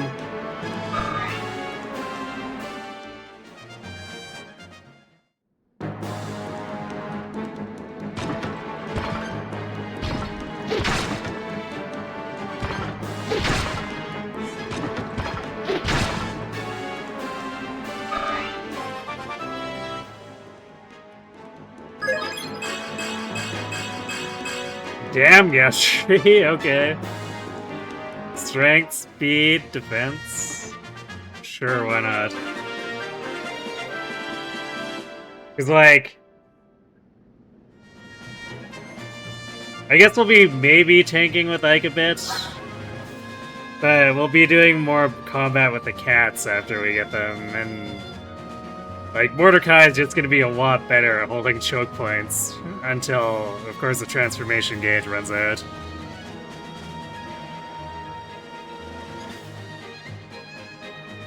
And, like, Lethe is generally pretty good at tanking too, for a good while, just because her speed keeps her from suffering too much damage. And she usually kills things too. Yeah, Muarim's gonna have to be deployed, but he'll probably be able to do a bunch of work too. He's usually reasonably tanky, although not as crazy tanky as his Radiant Dawn version, unfortunately.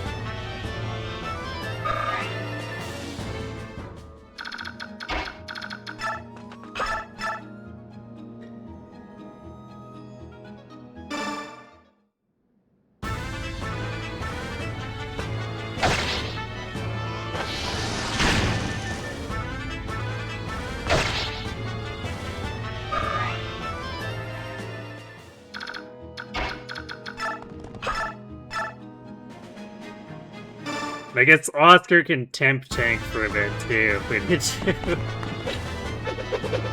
Although, I'm somewhat skeptical he'll be tankier than Ike at this rate. But we just need him to hold the fort long enough to get Jill and start working on her.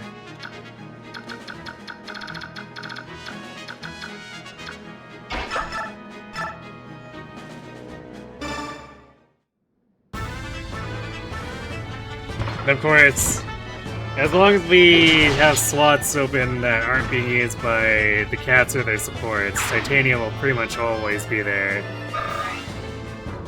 She's generally always a good tank.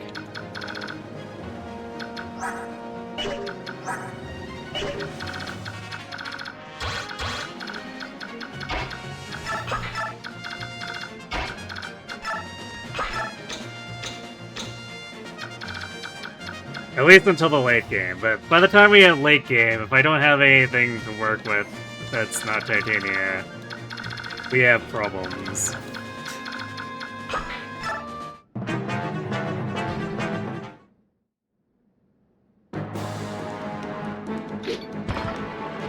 Not just because we don't have a Thames, because I clearly failed to execute somewhere.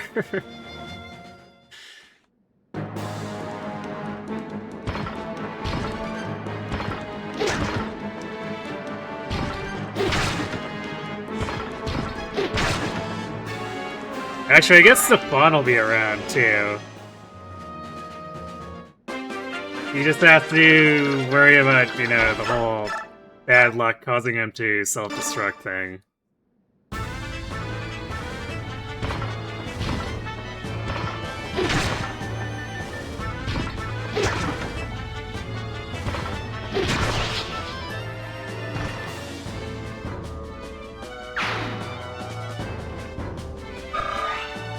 Aside from the cat supports, I mean, it'll just be whoever's convenient. Which will be, I guess... Staff healing and any siege home users will probably be at a premium for those slots outside of, like, Titania.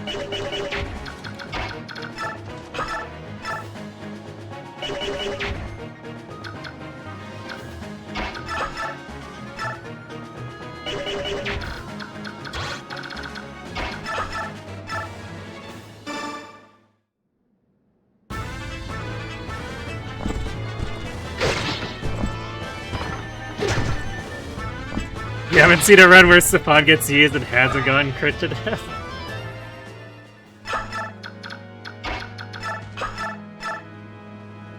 Yeah, I mean, that tends to be what happens to him if he gets used into the late game. As stuff gains actual skill and we start facing classes that... Well, actually, I guess in this version, we don't have to worry about class crit rate. But enemies with actual skill stats, we'll start to see fairly significant listed crit against him.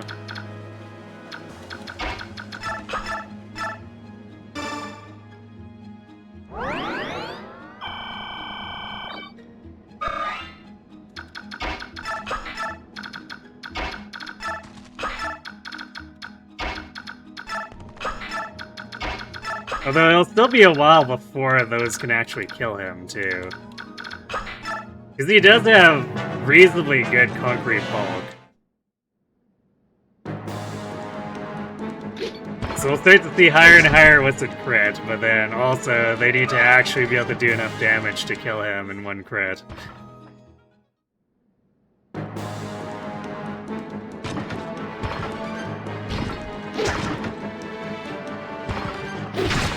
Most importantly, a cold sword. True. Although he's probably going to be the only one who can use it.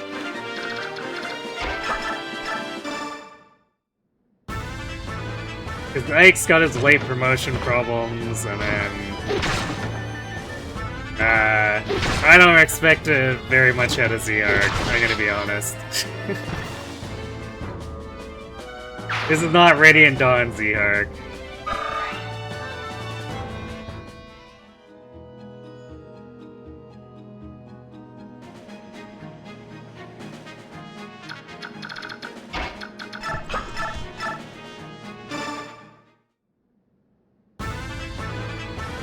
Just let Mist use it? Yeah, somehow I don't think that's happening.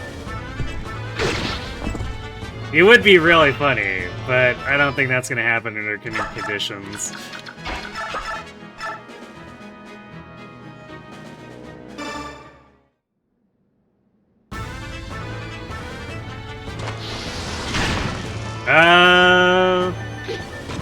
You know? I don't know if Valkyrie has a... Wow, nice T-pose of Death Sword.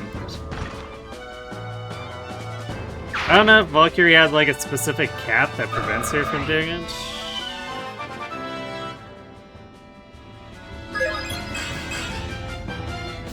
Well, Magic Res, surprising no one. Yeah, because the classes don't have a specific listed cap, so...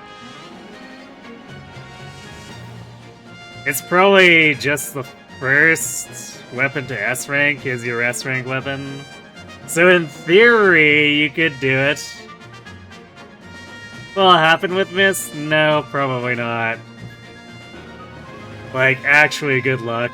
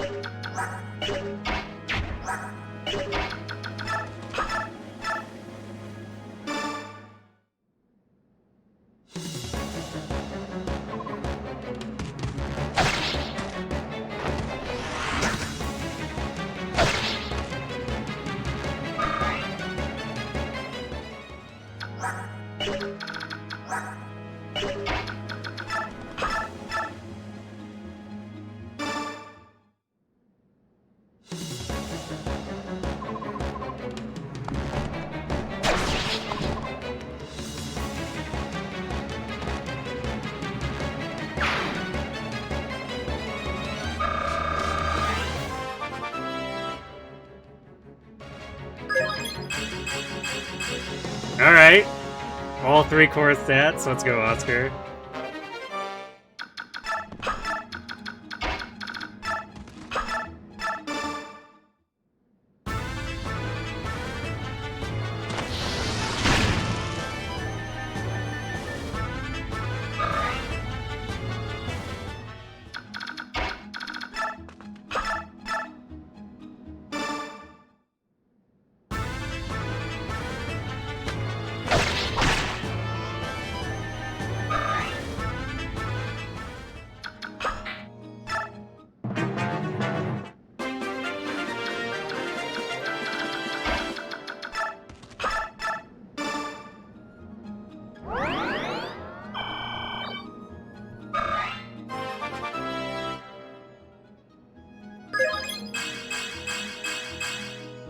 Jeez, quite the Riz level, too.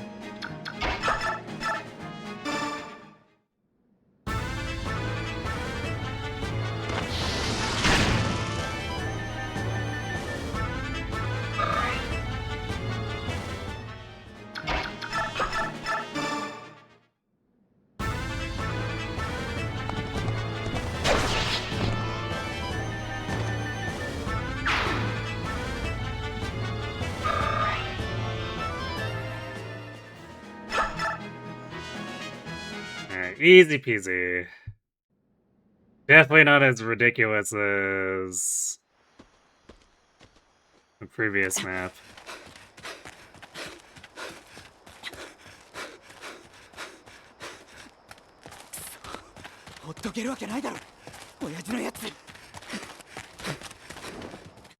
Alright, now we need to watch this every time, so I'll just skip over it and save.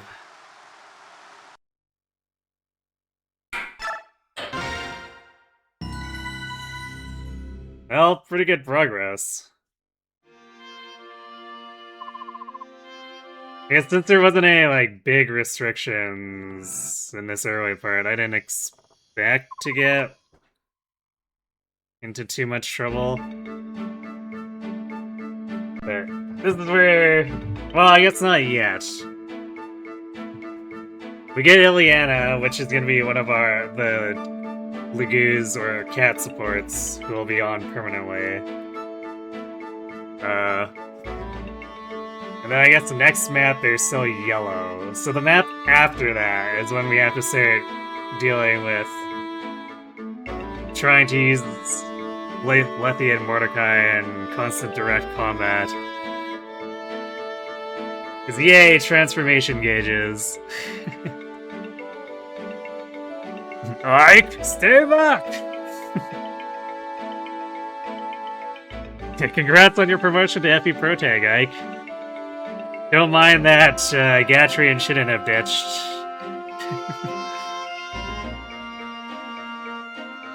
Anyway, though, so yeah, that'll have to do it for me for tonight, but we'll be back tomorrow. Pick this up at the defense, and push as hard as we can from there. I guess after the cats... oh yeah, we'll also gain Mist. So Ileana here, Mist in the next chapter, then the cats after that. None of the prisoners really matter, but we're just gonna fight through it anyway. I really don't care about stealthing that crap.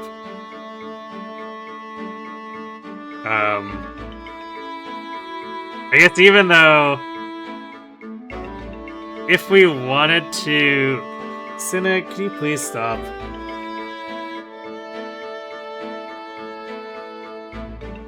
I guess if we wanted to accumulate bonus experience and do like a big Jill bonus experience dump, that'd be like an option.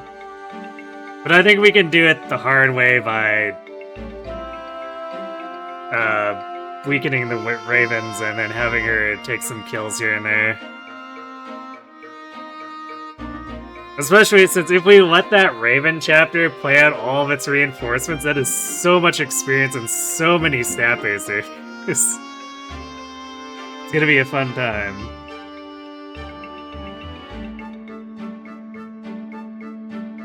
But yeah, we'll see how far we can push, but we should be getting like obligatory members going forward, which will make things more interesting. And then we'll just carry that through to Friday, Sunday following. I guess we'll be trying to keep the pace up as much as we can, just so that we don't risk running this run into Fortune's Weave time, since that is in about a month at this point. So, you know. But yeah, and then aside from that, Wednesday, Thursday, we are returning to Uma Musume. We'll probably just do the ace runs, start with Oguri and Tama.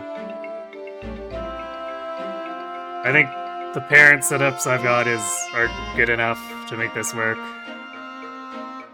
So we'll just get started there, and if they both somehow turn out super just off the bat, then I guess we'll look at working on Haru.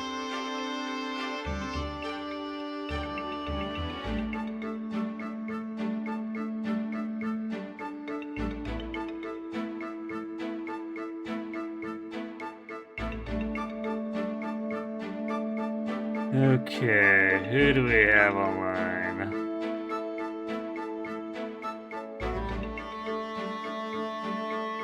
Yeah, I see Sullivan. And it's otherwise a quiet night, so I guess we will head over there.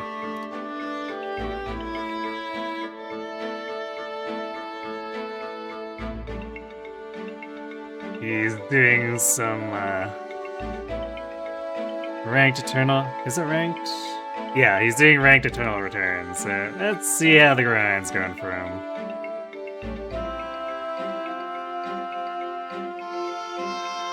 Anyhow, thanks for watching, everyone. Hope to see you tomorrow to pick this up again, and have yourselves good night.